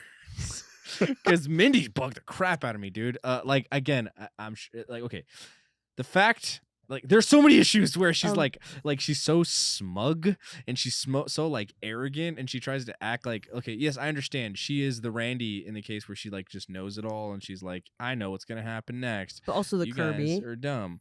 And And the what? smug and knowledgeable Kirby. Yeah, Yeah. she gets like that. So yeah, a little bit of that smugness from Kirby, but they amp it way up where she's just like, like whatever, dude. Like, you're just gonna die right now.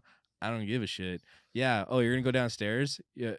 Good luck. Well, that guy's dead. It's like, don't you give a shit? These are your friends. These are your friends that are going out. Where like the other girl's like, oh, my girlfriend, she's not responding to me. She's like, oh, she's probably already dead. It's like, why do you not care? How are you this? Randy gave a shit. Randy was actually concerned. He wanted to survive. Even Kirby gave a shit about her friends. Like, why are you just so above everybody else? I don't know. That just She represents the smug fandom of a lot of franchises. They do exist. I could see that. That's like one of the reasons Yeah. why I helped give this movie. Don't we have a certain pass. people on our podcast, we'll not name names, who are kind of like a smug fan of a franchise? Yeah. If anything, this is a direct critique on them. The people who are just like, ugh, this is like, they're just like above it. There's like, I don't even know. Like, this is so dumb. Can't you just see how obvious it is? And then eventually she gets, she has to have that one moment. She has her comeuppance. Yeah. But again, it's not like, okay, I'm not gonna lie, I wanted Mindy to die. I I know, wanted I did it Mindy's character personally, to yeah. die because I was like, she's so just like annoying. She's annoying me. The fact that she thinks that she's just gonna like sidestep every issue here, but doing nothing to actually move past it. Where she's like, okay, the fact that at the climax of the film, she is inside of the house, inside of Stu's old house, where he committed all of the murders at the end of the first Scream or Stab in this movie, which she should be aware of because she is very much that big horror fan film nerd or whatever. She's like the smart one. That's why she's so fucking smug. So then why did she not like, okay, this seems like the worst possible place to be right now because this guy is reenacting the fucking murders. I don't know. That just... Because she's smug. She likes to play with fire, and she does know, and she just doesn't give a fuck. In a weird way, she also reminds me a lot of people from I love, like, as Jack Quaid, who plays Richie, say, okay, Gen Z, leave. Saving your life, saving your life, saving your life. You're welcome. You're welcome. Thank you for leaving the cup. And not gonna lie, let's just say this. She reminds me of a lot of people that I know from this generation of people. Even though the actress is like older than me. But in terms of like what her characters, like their age is supposed to be. Is she really? How old is she? How old is she in real life? She's older than me. Yeah, I How think old she's are like, you? I'm 25. That surprises Oh, she was me born all the 94. time. Oh shit, she's a year Oh. younger than me. Shit.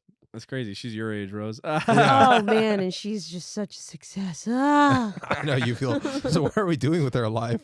Don't worry, Ridley Scott made it at 50. And then once Okay. we hit 50, we're like, oh fuck. What are we doing with our life? Okay, so Yeah, let's As- move on to other as- characters. Yes, please. the last thing about that character I'll say is that Okay. and I get it. That's fine for you to not like the character. I think very purposeful. So is that their weird critique on No. smug fans and stuff like She's- that. Super intentional. I'm gonna say as I was watching it, I didn't pick up on that, but I guess I should have. I should have realized that again. Like 99% of this movie, which is one of the things I love about it, is that it feels so intentional and everything does feel planned out. And when I went on through my second time, I made sure to I was trying to take some extensive notes because what I love about the first film is you can understand where each killer's at and they all have their own particular style of killing and everything else, the way that they go about being Ghostface. So I tried to do that with this film and it holds up, which holds up. Yes. I loved, where I'm like, okay, that's Amber. Okay, that's probably Richie. Okay, that's probably Amber again. That's Richie. And it's like, that's just great. I fucking love that. And even like, okay, so let's talk about the Ghostface killers. Yeah. All right, so Amber and Richie are the Ghostface killers, and straight up Dewey, one of the OG characters, predicted that Richie's like, this As guy. soon as he meets him. Yeah. He's like, you don't think he's a killer? I mean, how long have you known him? I mean, really, he's just like suddenly interested in this case right now. Like, you don't think he's a killer, bitch? Yeah. Which is also like consistent of the Scream movies. Right away, they're like, I think that guy might be the killer, and usually it is. Yes. Yeah. And that's great. But again, one of the things I loved is again talking about the different styles of each of them. Like when it's Amber, she definitely has like a more wild kind of stabby style, which again befits her character, especially when she opens up and she's a little more wild. When it's Richie, he tends to be a little bit more forceful and he does a lot more kind of slashing cuts and stuff like that, which is really cool. Because like in the first one, what's his face? Billy likes to choke people and stab people with one hand, which again they might nod to later when Sam eventually kills Richie and she does it in a very similar manner to Billy Very Loomis. similar it's manner. very to Billy. Billy-like way. And- Yeah. At the end, she goes for the throat. She's very Billy Loomis. Yes. Yes. Love you guys, man. Fuck, Scream is awesome. I know. Yeah, but I love the way that they amp up that the gore and everything, Yes. the slasherness and the voice, the character and the voice of a Ghostface is very prevalent in this. The way he's like playing with them and everything. Again, he's playing with the trivia, the horror and stuff like that, and also the fact that he's like. He's fucking with them, Yeah. which is great. And he's like, he sounds like Trick question. yeah, trick question. And he's like all pissed off and everything. It's great. I love that part of it, and I think that's part of what makes it Scream. And I agree with that quite a bit, and I do like the fact that each killer did have a different style to it, so that like upon rewatch it's easier to pick up on who's who in each scene. Even the height stuff, and they did make sure that Amber had some things that she was wearing to make her seem taller. Even the height stuff was mostly consistent, and I did like that. There was one criticism, but it was a criticism when I first watched it, but in retrospect and how fucking meta this film is, that I think it's no longer criticism. It's just like an intentional critique on previous films, where a lot of people critiqued Jill being the killer for Scream 4 because of her tiny stature. And Emma Roberts. Or not. Yes, very Emma skinny. Roberts. Yeah, Jill. Very small. Yes. And a lot of people had a hard time buying the fact that she's a killer, like especially when she was going against Gail. Gail probably, with her Bowflex arms, would snap her in half. Tiny little, But in this case, what's it called? Amber is pretty similar frame to Jill. Possibly tinier. Exactly. Yeah. So in the scene where she fights against Dewey, though I did like the fact that she never physically outdoes Dewey. That's good. And she kills Dewey more on like a technicality, and it's Dewey's fault for being way too close. Yeah, and he shouldn't have came back. Really. Or he should just stay at a distance. It's a gun. Yeah. You've got range. Exactly. Just be like, she has a knife. She's got about a 6-7 inch range on you. You've got gun range. He was being too let's say he was being a little too cocky. Yeah. He's like, I'm a legacy character. They can't kill me. Little do they know they haven't seen Star Wars. Yeah, it's all about killing those legacy characters now. Yes. Which again, super referential, which is great. Oh yeah, we'll get into requel commentary, commentary later. But but when she does kill Dewey, it's kind of like, and I was like, okay, this is stretching a bit once we found out, but I think it is a purposeful commentary, a meta commentary on the Jill character from Scream 4 and stuff like that. I think her name is actually Jill Roberts. Yeah, it is Roberts. Is it Jill Roberts in Scream 4? Roberts. I want to say it is, but hold on, let me double check. Sure it's Roberts, dude. Yeah, let's go. We were laughing about it. Yeah. Let me check. You keep talking. Yeah. What's it called? And also, and everything with Richie and him being more forceful, him killing Wes, and no two killers are like it. It all like checks out. Yes, like it is Jill Roberts. It is Jill Roberts. Okay, so I was. That's why I was like, you made me second guess myself, bitch. Oh gosh. And Richie, when he had the big turn at the end, like his face, that smile that he made, I was like, oh, I like that smile. I like that smile. My God. And this is like one of his first notable villainous turns, because he just plays the lovable goof. Yeah. Jack Quaid. Yeah. Makes sense. He's the daughter of Meg Ryan. What's it called? It's and this time he tried to go Dennis Quaid on us, like more evil Dennis Quaid, and I liked that. And I was like, ooh, yeah. Watch Pandorum. That's Pandorum's cool. And I just and it was good. It was good. I know it technically tropey, but purposely so, because they're trying to comment on the original. It has to go back to the original. Yeah. And I know some people were criticizing it gets too meta at the end, where they're having this big thing about it's about the fans. Stab is important. Hollywood doesn't have inspiration, and we need to give it inspiration. Yeah. And that's totally toxic fandom. I know this. I have friends who are like this about Star Wars, Star Trek, especially Star Trek. They hate Picard. No one takes true fans seriously. How can fandom be toxic? It's about love, which is like, that's great. That's great. Look at the Boba Fett people, like Star Wars Boba Fett fandom. There's a now. reason why people say no one hates Star Wars more than Star Wars fans. Okay, like there are some incredibly toxic fan bases out there for many reasons, and it's an issue, and it becomes I think the internet has really just inflated that as times go on, because those fans can link up and talk shit and whatever, and it just like lights this fire. And I mean, it's nothing wrong with caring and loving a franchise. I love many, but yeah, it's a different level once you start like fucking like attacking the actors and the writers, and like talking shit to them and whatever, and threatening their families. It's like, okay, so yes, this can be very toxic. Yeah. Okay, so what do you? I know we talked about this before on the podcast. But what do you two think about our new main characters? Essentially, our new Sidney Prescott, Sam, and I guess also by extension, Tara. What do you guys think of them? I know, Ron, you're just excited about profusing your love about Sam, played by Melissa.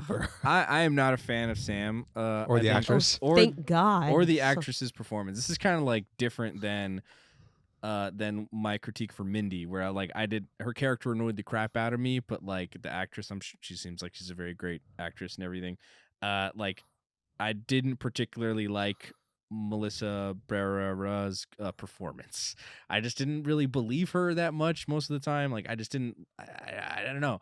It also has to do with the character, how she was written as well, because the fact that she has this weird like thing with Billy like kind of haunting her and everything. Like she keeps seeing him as the killer at the end of the first movie and everything. It's like, why? It's just kind of this red herring, like, oh, she's supposed to be like, oh, is she gonna be the killer? She might be crazy. Wouldn't that be crazy if like the main character is actually the killer this time? And it's like, no, I didn't believe it for a second that she was gonna be the actual killer, because I was like, this movie seems too good to go in that stupid of a direction. So I'm like, and the difference again, like hard contrast to Tara or Jenna Ortega's character, who I already said, like I loved her. I think she stole the show. Like I think she likes Babadook. Yeah, Yeah, she's got taste. Elevated horror. I did love they have that conversation. Again, it's very relevant to modern horror in many ways. I mean, we'll get to that later, but like the fact that they talk about elevated horror, which is something I love to talk about, where it's like people who are like, I like horror films, but I don't like those horror films. I prefer like,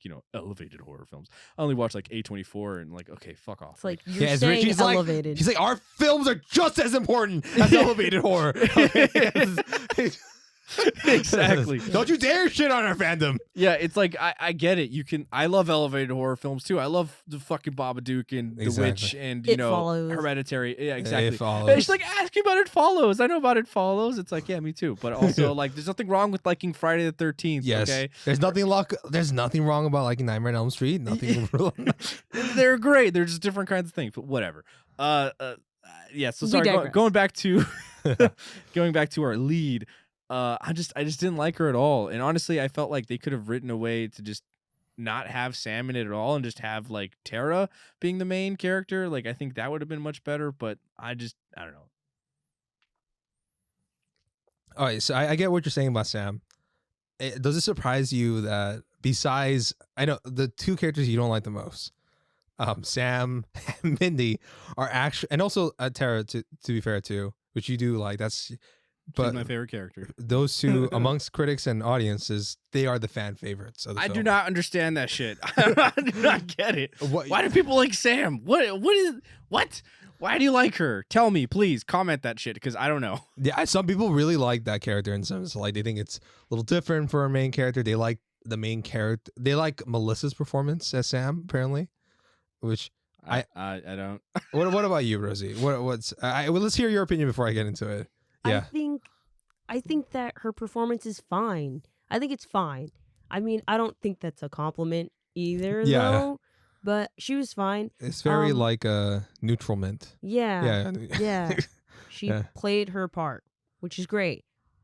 Because everything else. But like, also, I think inside when they're at Randy's sister's house, right?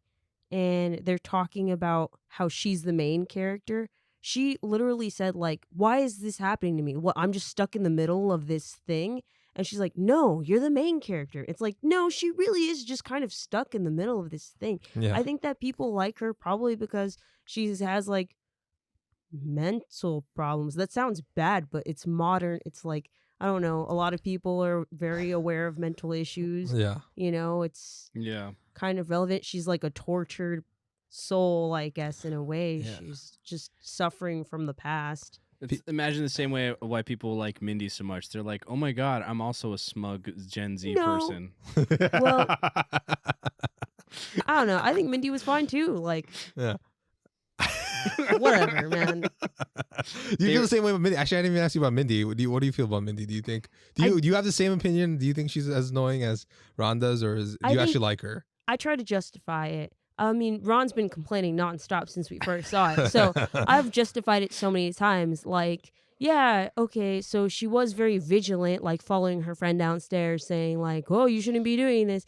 But I was fine with that. But she does also mention like, oh, I'm going to smoke some weed and I've been drinking. And then she kind of falls off a little bit like, yeah, whatever. I'm not going downstairs with you. I'm going to sit here and like smoke weed, smoke some weed and watch a movie. Just post it up, Yeah, she's posted up. She's done for the. She's She down for the count. She's chilling. Exactly. She wanted to Okay. completely reenact Randy's role in the first one. exactly. It's like I think she was doing that on purpose. She didn't follow her own fucking rule. It's like she did. She looked behind her. She did. Look she does behind. eventually, yes, which is the only thing that probably saves her life, right? Because she gets slashed. She should have died, but whatever. It's like I don't know the fact that she's just like it's she knows the rules. Brandy says them. You can't get high, you can't get drunk, you can't have sex, whatever. She's immediately like, I'm gonna hook up with that chick. I'm gonna smoke some weed and drink some alcohol. And it's like, you're gonna die. You're at the final place. You're in literally the final stop. You're at the party. Yeah, you're at the party. You're at the final party. All the screams have that party. Exactly. You're at the party. What are you doing? You should have learned. Should've But learned. also, and I guess this is a segue into requel commentary. They did, and for my last thing about Sam, I think she did fine. Not as good as Tara. No one's as good as Tara. Yeah, I think Tara was the best part of the movie. Love Tara. And also, what's it called? When she's wheeling herself, Oh, when her that hands are all cut up. freaked Yes. me And out. I was like, I believe it, man. That looks like it hurts. Yeah, her Just like- face. She has a thinking very, about very it. expressive face. Like, Yes. this is easily the pain. I'm sorry, Philly. What's it called? And I think Sam was a suitable protagonist. Is one of the better acted roles in a horror film that's not elevated horror. She ain't no Neve Campbell. Yeah, no, she's not. Could have been better. We'll see what happens in the sequels if they flesh her out. I do hate the fact that people are like, she has mental problems, so she must be a deep character. I'm like, okay, that's a little shallow, but whatever. Yeah, I don't know about deep. Yeah, I know it's not. It is interesting that they did have her as a daughter to Billy Loomis. But okay, let's get into Mindy's. You're talking about the rules of how Mindy's breaking those rules of a requel commentary. That is probably one of my favorite parts in the movie. Again, because they break it down again. It's like I always love when the Scream franchise talks about basically the situation that they're in the moment, right? And they're like, okay, what is new about this one? This is a requel. This is the time where we're living in an age where, every fucking horror film and every franchise is getting that requel shit. Now we've gone past the sequel bit, which is what, 4 was about. This is no longer hard reboots. We're talking about films where they can be remade or restructured, but not too much because you can't scare people away or whatever. And they make the commentary that Scream 8 was remade by the guy who did Knives Out, which was actually pretty good, which is Rian Johnson, of course. Who directed Star Wars Episode 8, who ignited a goddamn forest fire that consumed the entire Star Wars fan base. You couldn't get away from it. That was horrifying. You either loved it or you hated it or you're a piece of shit or you're it's whatever. Because again, he tried too hard to change what was already established, right? So that was the main commentary there. So now they got to do something where they have to reintertwine the legacy characters, and win back the fans and stuff. Exactly. Yeah. Where it's you could do new stuff, but not too new. Not too new. You got to make sure there's something old familiar. I love that stuff. Yeah. And I also even love the, you got to have new characters, those legacy characters. And then they're talking about all the franchises that did that. They even mentioned Ghostbusters, which is super recent. Yeah. Yeah. They basically say and also the new characters have to be related to the legacy characters in some way, which is always just so annoying. Yeah, I know. It makes the world so small, but it works for this film. Exactly. That's one of the things I hated about the new Star Wars films. It's why the fuck is Rey related to anybody? She should just be a person, which is in what this they were. giant galaxy. Yeah, it's Okay. why? Oh God, she's Palpatine's granddaughter. What the fuck? I know. Yeah. And At least she's this getting is it on. taking Whatever. place in a small town. Yes, yeah, exactly. Here it makes sense because again, they're making a commentary of it where it's they're exactly going after the people who are related to the previous franchise, the previous film people, but also the fact that it's it's a small town, so it's way more believable that everyone here is related or knows each other because it's Woodsboro. Yeah, it's not like we're in Los Angeles. I know it would have been very hard for that to be believed. And one thing I did love, even one of my favorite quotes she says, and when Wes was like, "Wait, what about me? My mom was part of the fourth one." She's like, "Nobody cares about the inferior sequels." Yeah. I think I did love the requel commentary. It's cheating because it almost makes it critique proof. We had this mini debate before this. We talked about how is it a flaw or is it intentional? And if it's intentional, is it no longer a flaw because it's critiquing on the thing? And all this irony and meta nature and the meta commentary, does it just stop it from criticism? I don't think it does. But at the same time, it's hard to critique it. We were like, how much was intentional or just like laziness, or that laziness is also commentary. See, we're in a loop.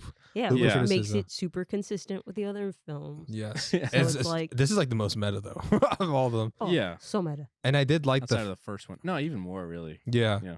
I did like the fact that also there's like super subtle criticism at, not subtle. It's not that subtle. This film is not subtle at all. But I'll say there's criticism at like requels for killing legacy characters. And also particularly Star Wars is almost like this. You have one of the legacy characters that's like a mentor or protector for the new characters. And they're also one of the reasons why the other legacy characters are coming back and, you know, help in the end with the new characters in their conflict. So Dewey is Han, Gale is Leia, and and Sydney is Luke, who's barely in the fucking movie, which is fine. Yeah. I think that's fine. That's the whole point. And I did like where they took Sydney in this film. And also she's married to fucking Mark. She's married to Mark. Hey, how's Mark? It's It's Patrick Dempsey's character from the third film. Yes. Yeah, the Exactly. cop. Yes. What's it called? Rosie's favorite character in the entire franchise. Not true. Not true. What's it called? Okay, I love Randy. Oh yeah, right. But oh no, I'm was it? satisfied that they ended up together. Yeah, it makes sense. I mean, who else at this point? So they kill Dewey, and what's it called? After Dewey meets Leia / Gale, and Luke, Sydney, Gale, Leia, and Dewey, Han never have a trilogy shot or never reunite, just like in Star Wars. Yep. So people were upset about them not reuniting. It's a commentary on Star Wars. Yeah. Exactly. Which again makes complete sense. And I love that they would do a moment like that. It's like, doesn't that kind of suck? It's like, yeah, it does. Yeah, I it know. does But then suck. but also when it does come together, what they could have also easily have done too is when the three of them come together, it could have been like, oh, this is just fan service, because that's also a major critique that fans So get. Yes. true. You can never satisfy the fucking fans. It's like it's toxic or some shit. Where it's like, oh, you keep them away. People are upset because they don't get to come together. They come together and it's like, oh, well, now you're just trying to placate the fans. Shut the fuck up. I know fans are toxic. Fans can't be toxic. It comes from the face of love. Yeah, and it's so precise and consistent, and which is why I like this film much better than 4. I think people are smoking out of their ass saying that 4. People say 4 is the best in the franchise, which is I have no idea. No way. Like that one tries to take on Who? too much. Oh, you just type in Scream 4 analysis. I think it's like one of the I don't want to say this channel's name. I feel bad. But this guy was like saying this is the best one. Scream 2 is not that good. What? Scream 4 is the best one, and I was like, oh. You know what? Dude. I'm buying a ghost face mask. But this Just one, kidding. Just kidding. but I like this one that it doesn't try to do like critique like found footage and like remakes, reboots like Scream 4, but just commits to criticizing requels, Yeah. and that's good. And I think it's nice and That's great. concise. You guys want to get the criticisms then, or do you have anything else you guys want to touch upon? I just want to say there's like a part I really like that when Richie eventually like stabs Sam, Oh yeah, and then he's like, I know, it's a bummer, it's me. And it's like, again, that's speaking directly to the audience, because I think as the audience we're hoping that it's going to be someone a different. Yeah, it's Yeah. like, don't let it just be the boyfriend this time. Come Maybe on. it's someone else that's a little bit more surprising, and it's like, oh no, it is him, and it's exactly what we're thinking. It's like, oh yeah, it's a little bit of bummer that's him. But Yeah. again, I know. they're like, they reference it. That's great. Yeah, okay, I'm ready to go into the Yeah. some of the Oh, sorry. But No, also, go, go. Oh yeah, Rose. in that same vein, when Amber was, I think, also stabbing at Sam. Was it Sam? Yeah. And she's like, maybe you're just too weak for this franchise. And it's like, people are criticizing Sam as Yeah. a main character. We Yeah. are now. That's the Oh thing. my gosh, so that does that mean? No, it does Does not. What does that mean? Their critique on it was intentional. That there was the purpose Just of for you. They're like- of guy abusing. Oh my god, you fell into their trap. Oh, You are a God. toxic fan.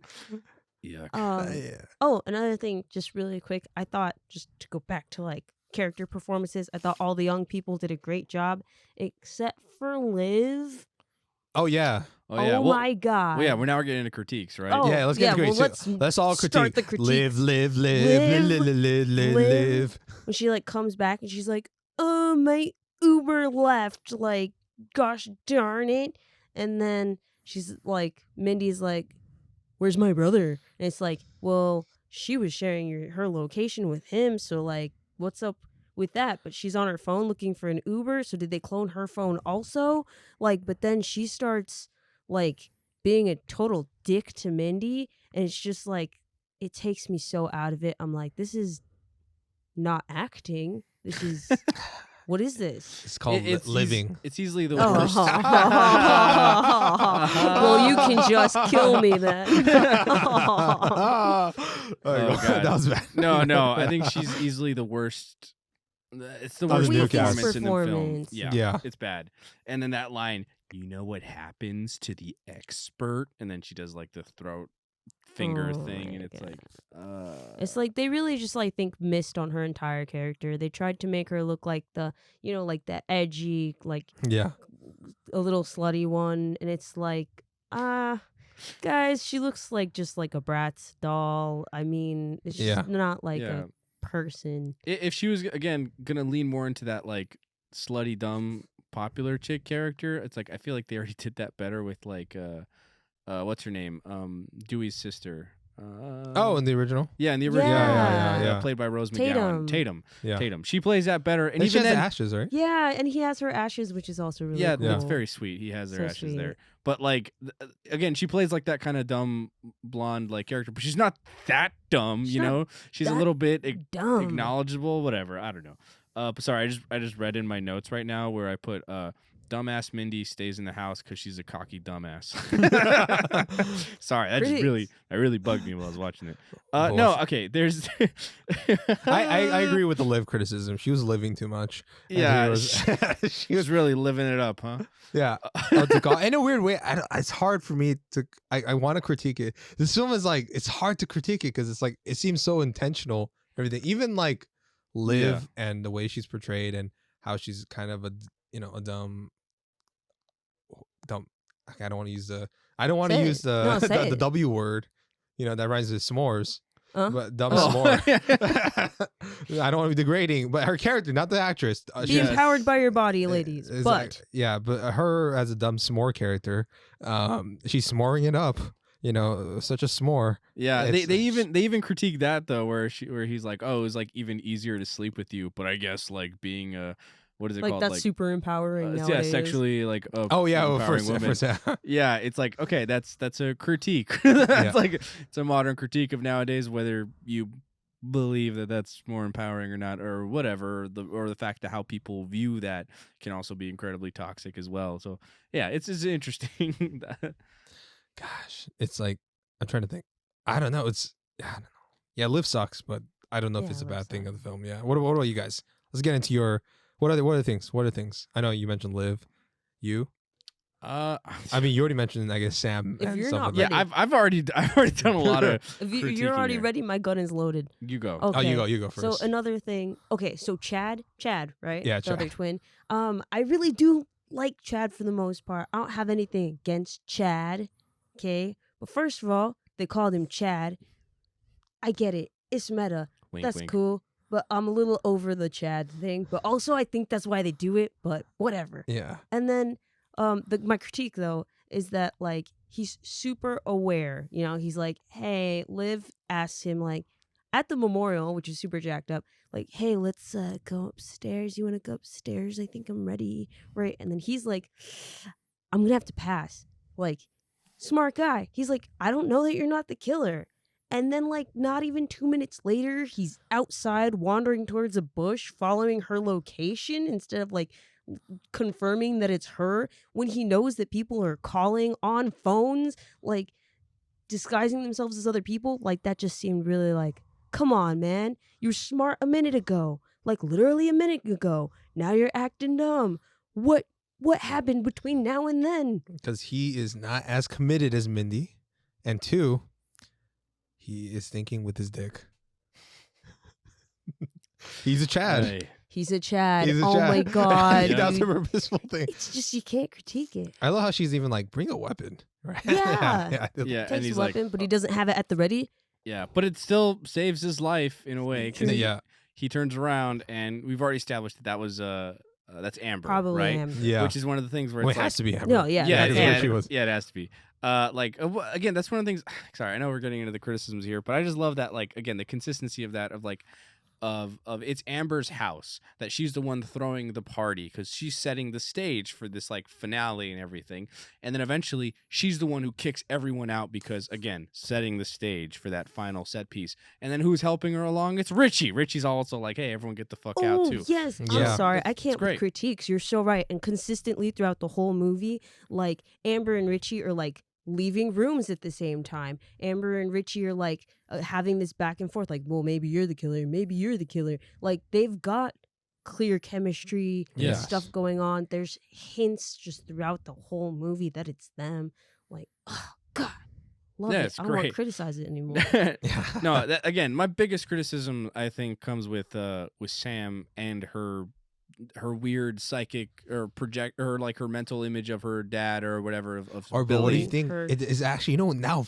Fuck! Is that What? a critique of Scream 3 and Oh. Sydney's what's it called? Weird Thing with her mom? The thing with Yeah. her mom. Oh Oh my my god! It could've- Fuck! Oh my god, it that has criticism to be. is squashed now. Oh. Wow. Gosh darn it!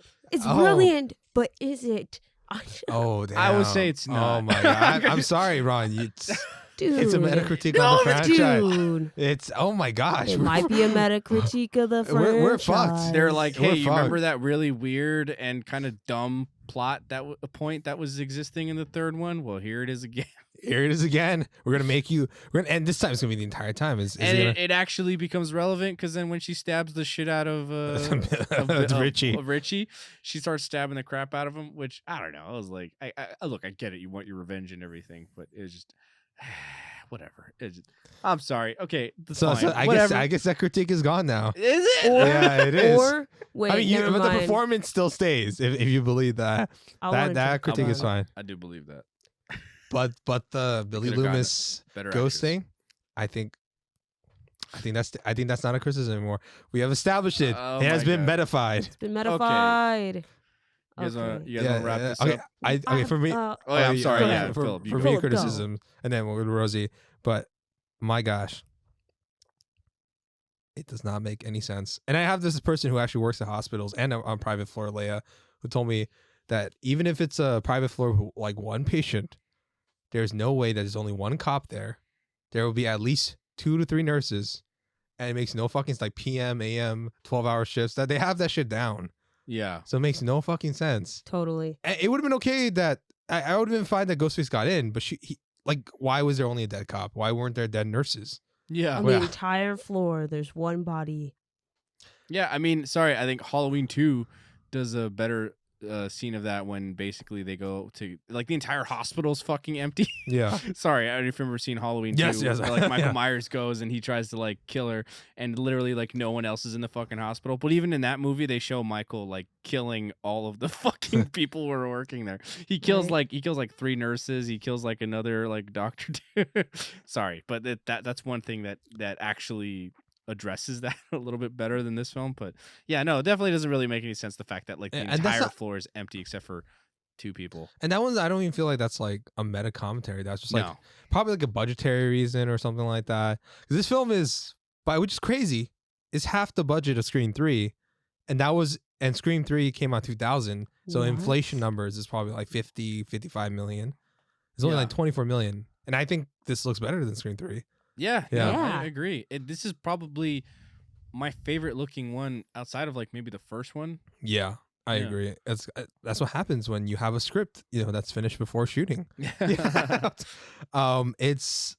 I don't know if that has a budgetary thing, and they're just like, we can't afford dead nurses, which is like ridiculous. I'll be honest, it's ridiculous. Yeah, I don't know if I believe that. I mean, just lazy writing or something like that. They didn't want to deal with the logistics of.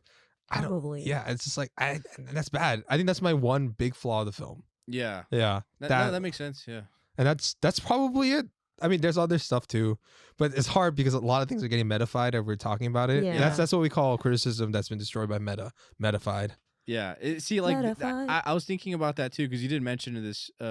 And mentioned this to me before I saw it the second time, and watching it the second time, I was like, okay, so they established that once they killed the sheriff, that like most of the cops leave so that they can go, deal with the fact that their leader was just killed. So it's like, I could see that, but they did leave a cop behind. It's like, okay, I guess I could see why there was like one cop there. At least again. But what about the nurses? Be like two. What about the yes, but all the nurses nurses? and the doctors and stuff like There's usually a lady at the desk. There's nurses like LVNs. Yeah. There's CNAs, the nursing assistants. Well, that's it, guys. We found the one flaw in Scream 5. I know the one five that cannot be metified. Yeah. Also, we didn't even mention that the fact that the title is just Scream, which is Oh also a my requel which is God. thing. another thing. Again, talking about Halloween, that's one thing. If you ever listen to our Halloween episode, that I fucking hate is that there's 3 films in that franchise that are all called just Halloween, and that bugs the crap out of me. So I remember when I saw the title for this one that it was just Scream, I was like, ugh.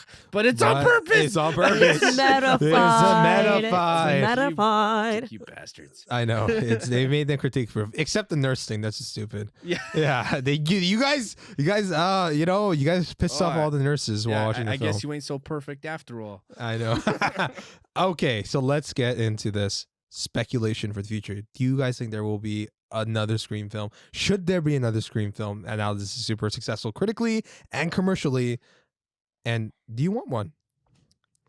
I think that there probably is going to be another one. I don't know what they would do. I love that they even kind of cover their bases a bit with in this film when Richie's watching him. He's like, I don't know. I feel like this whole franchise just falls off after 5. It's like, that is, again, very possible. I will say that I think it's this franchise, even though we've talked about critiques of the other films and everything, particularly 3 and 4, it is pretty incredible that any kind of horror franchise has 5 movies under its belt, and none of them are truly like really horrific or bad, where it's just like, okay, that was obviously the shit bucket one. No, there's like, they're all consistently good. So I would be very... Except 3. Except for 3, which is the weakest one. Yeah. But like, I would say I would be interested in to see what they would do with the 6th one. Again, depends on who is involved in it creatively. And I don't know. I think there's a lot they could do with it. It could be fun. Or it could be the first, like, truly terrible Scream film. But I'd be interested to see. You think it'll be Halloween Kills? I really, really hope not. They could do. It could be meta. Could do a meta critique of that. Oh, and there's a ghost that comes, and they're trying to be like, it's like ghost dies. Ghost dies. I think they could, man. It's like, again, there's one thing. Okay. One little critique that I did wish that was in this film that I forgot to mention was that I think they could establish in the next film. They talk about what's it called? Elevated horror, right? Yeah. They lightly touch on it. They could have touched on it more. Absolutely. Because elevated horror, I think, is really where the horror franchise, where horror as a genre has been headed for these past like 10 years or so. Way more heavily. People are like, well, I like this kind of horror and I don't like that kind of horror. Slasher films have pretty much been dead outside of Scream since like the first Scream. So like that's another very interesting thing. So like I was expecting them to lean more into that elevated horror like critique, because there are plenty of critiques to give to elevated horror. Like I was expecting them to cut to a shot of a rabbit for like 10 minutes or something. Exactly. That would have been funny. Because it's just like, oh, look at this. Isn't this like so great? Actually, that would be cool. Maybe the next one is like an artsy fartsy art house Scream. Yeah. I would love to see that. Yeah. Because make it cheaper. Exactly. Yeah, That just could be have really it take place in a entertaining. fucking farm or something. Like, like we're like out in the middle of nowhere where it's just a family, and I don't know. Just something to the point where it's like, this is again, horror followed as where it's going, the direction that it's headed in. Because they missed that the found footage boat. I think, they didn't really hit that well enough. Now we're in the age of elevated horror. Give me some of that. Because it's right for the picking. There's plenty of shit you could talk about it. And it could be funny too. It's like, oh, this is thematically important. Why I have to die? Because this will have fulfill the circle of life and end my grief. This whole thing has been about grief. I must die. Yeah, exactly. The guy's like, hey man, I've got like again. They could fix Sam for me as a character and have her just kind of do that, where she's just basically like, but I'm like I'm a mentally ill character, so ultimately it's a tragedy about me because it's really sad that I had to go through this like trauma or whatever. It's like See, some shit like you that. want to pitch? Let's Do like write a the- script basically and the let's write a Joker. pitch. You know, to it's like Scream 6. critique the shit out of the Joker and stuff. Where it's like the basic idea, where it's like, yes, I understand it's about like mental illness, and that's great. But basically, it comes down to like, you know, we live in a society, and it's like just do that, some shit like that. I don't know. I'm sorry, Rose, you go. What about you, No, Rosie? no, that's great. Okay, so I wrote down in my notes before we started having this conversation that no, I don't think there should be more. I think they should end it on a high note. Now I'm not so sure. Okay, to be honest, after your pitch, like yes, the elevated I might horror. be on board. You know, Elevated Scream, you know? Yeah. What would Scream look like if it was made by A24? But then like it's still Paramount Pictures, but they have the Paramount Pictures logo with the same font as A24. Yeah, exactly. Yeah. The whole film looks like it's gone through a Snapchat filter. It's four Yeah. by, it's a 4:3 aspect ratio. Too. oh my god, Portions of it are black and white. Like, everyone take notes. See, and then the Pretty thing is, sure- this one was totally flopped, but they'll never make this. They'll exactly, never that would make this. it even more meta because it's like no one really went to watch it, but people who did fucking loved it. Exactly. See, artistically, So that's the meta. best way to go with the franchise. We know they'll never do it. Yeah. Yeah. What's it called? For me, that would be the ideal thing. If they were to do another standard stock one, Yeah. I personally would wait like 5 years at least to see what else the horror the horror genre goes and see what happens with that. I do appreciate that they waited 10 years. Yeah. Which Or is- they didn't even or- just wait or- 10 years. They waited like 9-8 years or so. Cause No, I mean in the sense that like it was like effectively dead after Scream 4. yeah. Because fucking Weinstein was like, no one cares about Scream anymore, in his own words. Fuck him. Yeah. On every level. Yeah. And then yeah. they made a Scream MTV series and shit. Oh, yeah. We didn't even mention about that that? because I'd rather not. Yeah, we are not. That's Wes Craven deserves more than that. So I think yes, I agree. Like I think maybe waiting maybe not 10 years. Maybe Yeah. like 5 years, see where the horror genre has gone, see what happens after this, see how many, if there's another Friday the 13th film and see what happens with that. Yeah. Or people trying to be too And- campy and stuff, you know? Yeah, and accumulate as many references as possible Exactly. for this. Exactly. next one. Make there like a cult of cult of the Ghostface or something, because cult horror films were like a big deal for a while, like that Jordan Peele style of shit. Where Yeah. it's like also there's a lot of social commentary, which there always has been in Scream, to be fair. Yeah. But like, you know, amp it up because that's just what is hot right now. So Exactly. And I think that's fine. And it's cool. I think Scream films are not like Star Wars where like we needed one every generation, but in the sense that like I almost think Scream films are not necessary, but like it's nice to have once the horror franchise when horror has evolved or changed. I would say it is. I would think that it is a little bit necessary, because I think that sometimes like a genre, especially like horror, just deserves that like introspective moment to just be like, okay, let's take a look at what we're really doing here. You know, Yeah. how far away are we straying from what horror should be or isn't? You know, whatever. Like, and it's just good. I don't know. It's good to do that. I think it's healthy. Exactly. All right, let's get into to wrap this up. Let's get into rankings and then ratings. Okay. And we'll all start out with our number 5, and we go 4, 3, 2, 1 all together. So my number 5 is, I think everyone, Scream 3. Yeah. We all agree. Yeah. And let's not give it any more love. We, Number 4 for me personally. This is hard. Scream 4.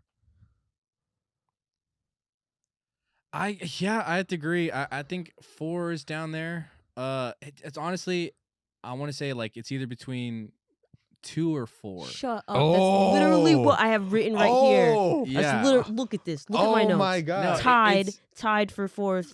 Scream 2, Scream 4. What? It's hard to say. What? So What? hard for me. What? I don't know. Also, like it's 5 is like in that same vein, like almost where it's like, God, I'm You so lost sorry. me. No, I don't know. Sorry, I'm gonna say. So what? So mine is Scream 4. But what are you guys? Let's solidify. You have to commit. Officially me 4. You. Officially. 4. Yeah. Don't So- feel pressure just because we No, don't that's know. fine, that's I'm fine. not. I'm just. I'm trying to. Yeah.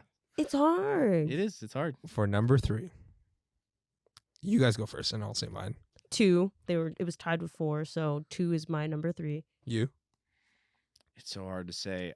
It's like there's so many things I liked about 5, but like 2, it's like I enjoyed it so much.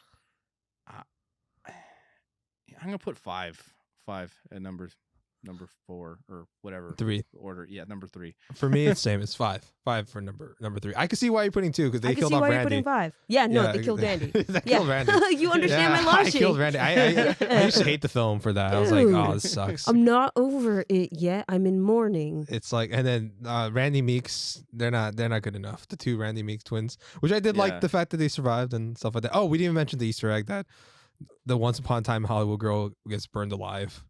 Gets burned alive. Yeah, that's some of the best, honestly, Easter egg like for other films and stuff like that. Yeah. Best This is casting. sanitizer. Oh gosh. Oh, The that's so fact hilarious. they're like they want to make sure they know why she just burst into flames. Hilarious. Dude, I didn't even need a reason. It just was fucking hilarious. What's it called? I still like the Babadook. Boom. Number 2. I guess at this point it's pretty obvious. It's, you know what? I'm gonna go with the hot takes just to make it interesting. Number 2, Scream. What? Liar. Yeah, I've seen. I love them both. There's something about Scream 2. I watched it 6 times. It took me 6 times to love this film. Yeah. Yeah. Okay. All right. I'm gonna put 2 or right there because Scream 2.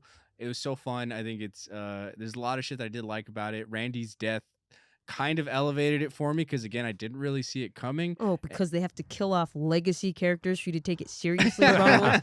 I will say a little bit like I was like okay, like I wasn't surprised. I was like oh shit, like I was surprised when they killed him. I was like oh damn, and it's brutal and it's sad, and I was like so like and also the tense moments in the scene between them, like we're yelling in the glass. Although I think maybe Dewey should have died in that second one. Because one, just realistically, again, it's like how many times is this guy gonna keep getting stabbed? It's hilarious. That's part of the joke. Yeah, Dewey can't die except the 5th one. Yeah, because then it's like, oh, Now it's the Randy Meeks twins that can't die. Apparently, Yeah. they have an habit Apparently. that can't die, I guess so, yeah. and that'll be They Ron's caught the new bug. favorite character. Ugh. Yeah. But yes, so I'll put 2 there because What about Get to you? Is your number 2 Scream or Scream 5? The 5th one. Okay. Yeah. Definitely. Also, just really quick, I want to say that you can also tell the quality of the movies based solely off of Gale Weathers' hair. Oh yeah, yeah, yeah, that's true. yeah. Gail Yeah. Weather looked funky. Oh no, you know the what third though? one. I disagree because I think her hair in Scream 2 is probably the best that she Yeah. ever Oh. looked. Oh, Excluding well, the first actually, it one. works for me then. Then that means Yeah. my number 1 Yeah, is Scream 2. there it is. Perfect. 'cause I Perfect. watched Maybe it- I was yeah. wrong. Maybe I was. I've watched it the most. I think for me, it has some of the more tense sequences. Though I think honestly, if I were to be completely honest, Scream, even though I say Scream 2 is my favorite, my ratings are actually different. Doesn't Yeah. indicate the same thing. But Scream is more significant as for horror genres overall. But personal enjoyment, Scream 2. Yeah. That's fair. Putting Scream 1 because of all the million reasons that other people do it. Like it's really it was groundbreaking. It was like it's exciting. I think logically it tracks all the way through, which is again pretty damn impressive just for any horror film. Or just most films in general, but like this film, it really is meticulous. It took all the time and energy to really make sure that it works. It was exciting and it's great. What everyone knows, Scream's great. Just Also, Scream, the Alright. first one. Kind of like what Ron said. I mean, it laid the foundation, set the precedent for the rest of these fantastic freaking movies to follow, and it's just like groundbreaking. It's blown my mind. Completely understand. Ground has been broken All right, let's go rapid fire rankings. Scream 1, Ron. in the museum. Scream 1, In the museum, in the museum for me too. Scream 2. In the museum. Ooh, okay. Wow. I Okay. think, again, as far as horror sequels go, really fucking good. Yeah. What about you? on the shelf is what I wrote down. Yes. All right, for me, I don't know. On Mondays and Wednesdays is in the museum. Yeah, Tuesdays and right? Now Thursdays I'm is not on the sure. shelf. After Yeah. talking about it for so long, like Yeah. it could be in the museum. Yeah. It's hard. So I'm gonna say right now for today, it's a Tuesday, so it's on the shelf. When I'm recording this, it's gonna be released on Wednesday. Okay. Yeah. Great. Screen 3. I'll say streaming with ads. Wow, you're generous. Yeah, You're it's really generous. again You like think he's generous? I didn't hate it, man. I had like a decent time watching it, and yeah, And after, again, I marathoned this shit. So that was like my third Scream. And I wasn't like hating myself watching it. I was like, this is just goofy. Not in a great way, but enough to where I'm like at least entertained and having fun. Hey, you. Don't stab me. On the shelf. Wait, Yeah. Scream 3? Yes. You're lying. Yes, not You're because lying. not standalone. Okay, not standalone. It's part of the franchise. I feel like it's a package deal. It belongs on my shelf. Yes, is it really stupid, and is the plot like totally out the window? Yeah, but did I have a really good time watching it? Yeah. Was it still pretty meta? Is maybe the plot being out the window fucking metafied? I don't know. It's on the shelf. It's a Scream movie. It's Okay. not, Oh, but wow. it is. All right. I gotta watch it. I need it. Sorry. I was, wow. I'm mortified. I Just kidding. I don't That's feel fine. good about That's it fair. either, but it belongs there for me on my shelf. Oh damn! I'll bargain bin for me. I will not give the film any more words. Dude. Oh, never mind. I don't want to like keep doing this, but if I found it in a bargain bin, You. I would buy it. Yeah, I know I said the same thing about Dune 1984, but Yeah. Okay. Scream 4. That's on the shelf. I want that movie. Oh. It has its flaws and everything, but like I had a great time like buying it. I think it's a great inclusion into the franchise. I think it kind of put it back on track, and that says a lot. And it was Wes Craven's last Scream film, and it does again have its flaws, but I still really enjoyed it. And yeah, great job, Wes. Nice. What about you? on the shelf. Sorry. Oh, that's fine. That's I understandable. know it just doesn't have as much weight to it after my last rating, but it's on the shelf. I can see. I think I see where this is going. Scream 4. Damn, this is hard because I actually originally had it streaming with ads. Yeah. But, But- now you've thought about it. I thought about it. I'm upgrading to premium streaming. Yeah. I enjoyed the film quite a bit. All right, Scream 5. Let's say it all at once to confuse everybody. Let's just see it in 2, 1 on the In shelf. the On the museum. shelf. Oh, you know what? Honestly, for me, not gonna lie, it might be in the museum 5-10 years down the line. See, let's see how much the commentary holds up. Yeah. But you know what?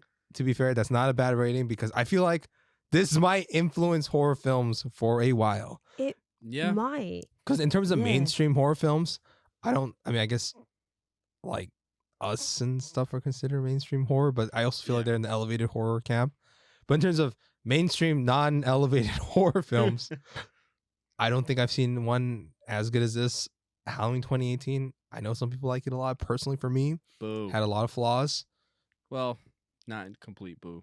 Yeah, not a complete boo. It's kind of bow, you know? Yeah. Yeah, Bo. Bo. Yeah. It's like Bo Burnham Bo, but so yeah. It's one of my favorite like I said, one of my favorite slasher films Yeah. for a while. So yeah, it might be the case. Exactly. Yeah, I haven't enjoyed a slasher films like this much. I don't know. I mean, maybe like Malignant, Yeah. but again, just very different. Oh, Melinda's like, it's his own different. I don't even. This That's is like an a entity complete on different- it. yeah. It's like Yeah. is it a horror film or is it like Giallo? Is it James Wan? Just like on. It's just how James Wan is in real life. Yeah. He twists and contorts. Okay. Wow, this has been a long legacy episode. Long episode. This is one of our longest episodes in a very long time. Yeah, but to be fair, we've been talking about 5 films Yeah. and kind of not super in depth. One very in depth, and Yeah. there's so much meta commentary and stuff. But okay, thank you guys very much as we reviewed another episode of Half a Clue podcast review.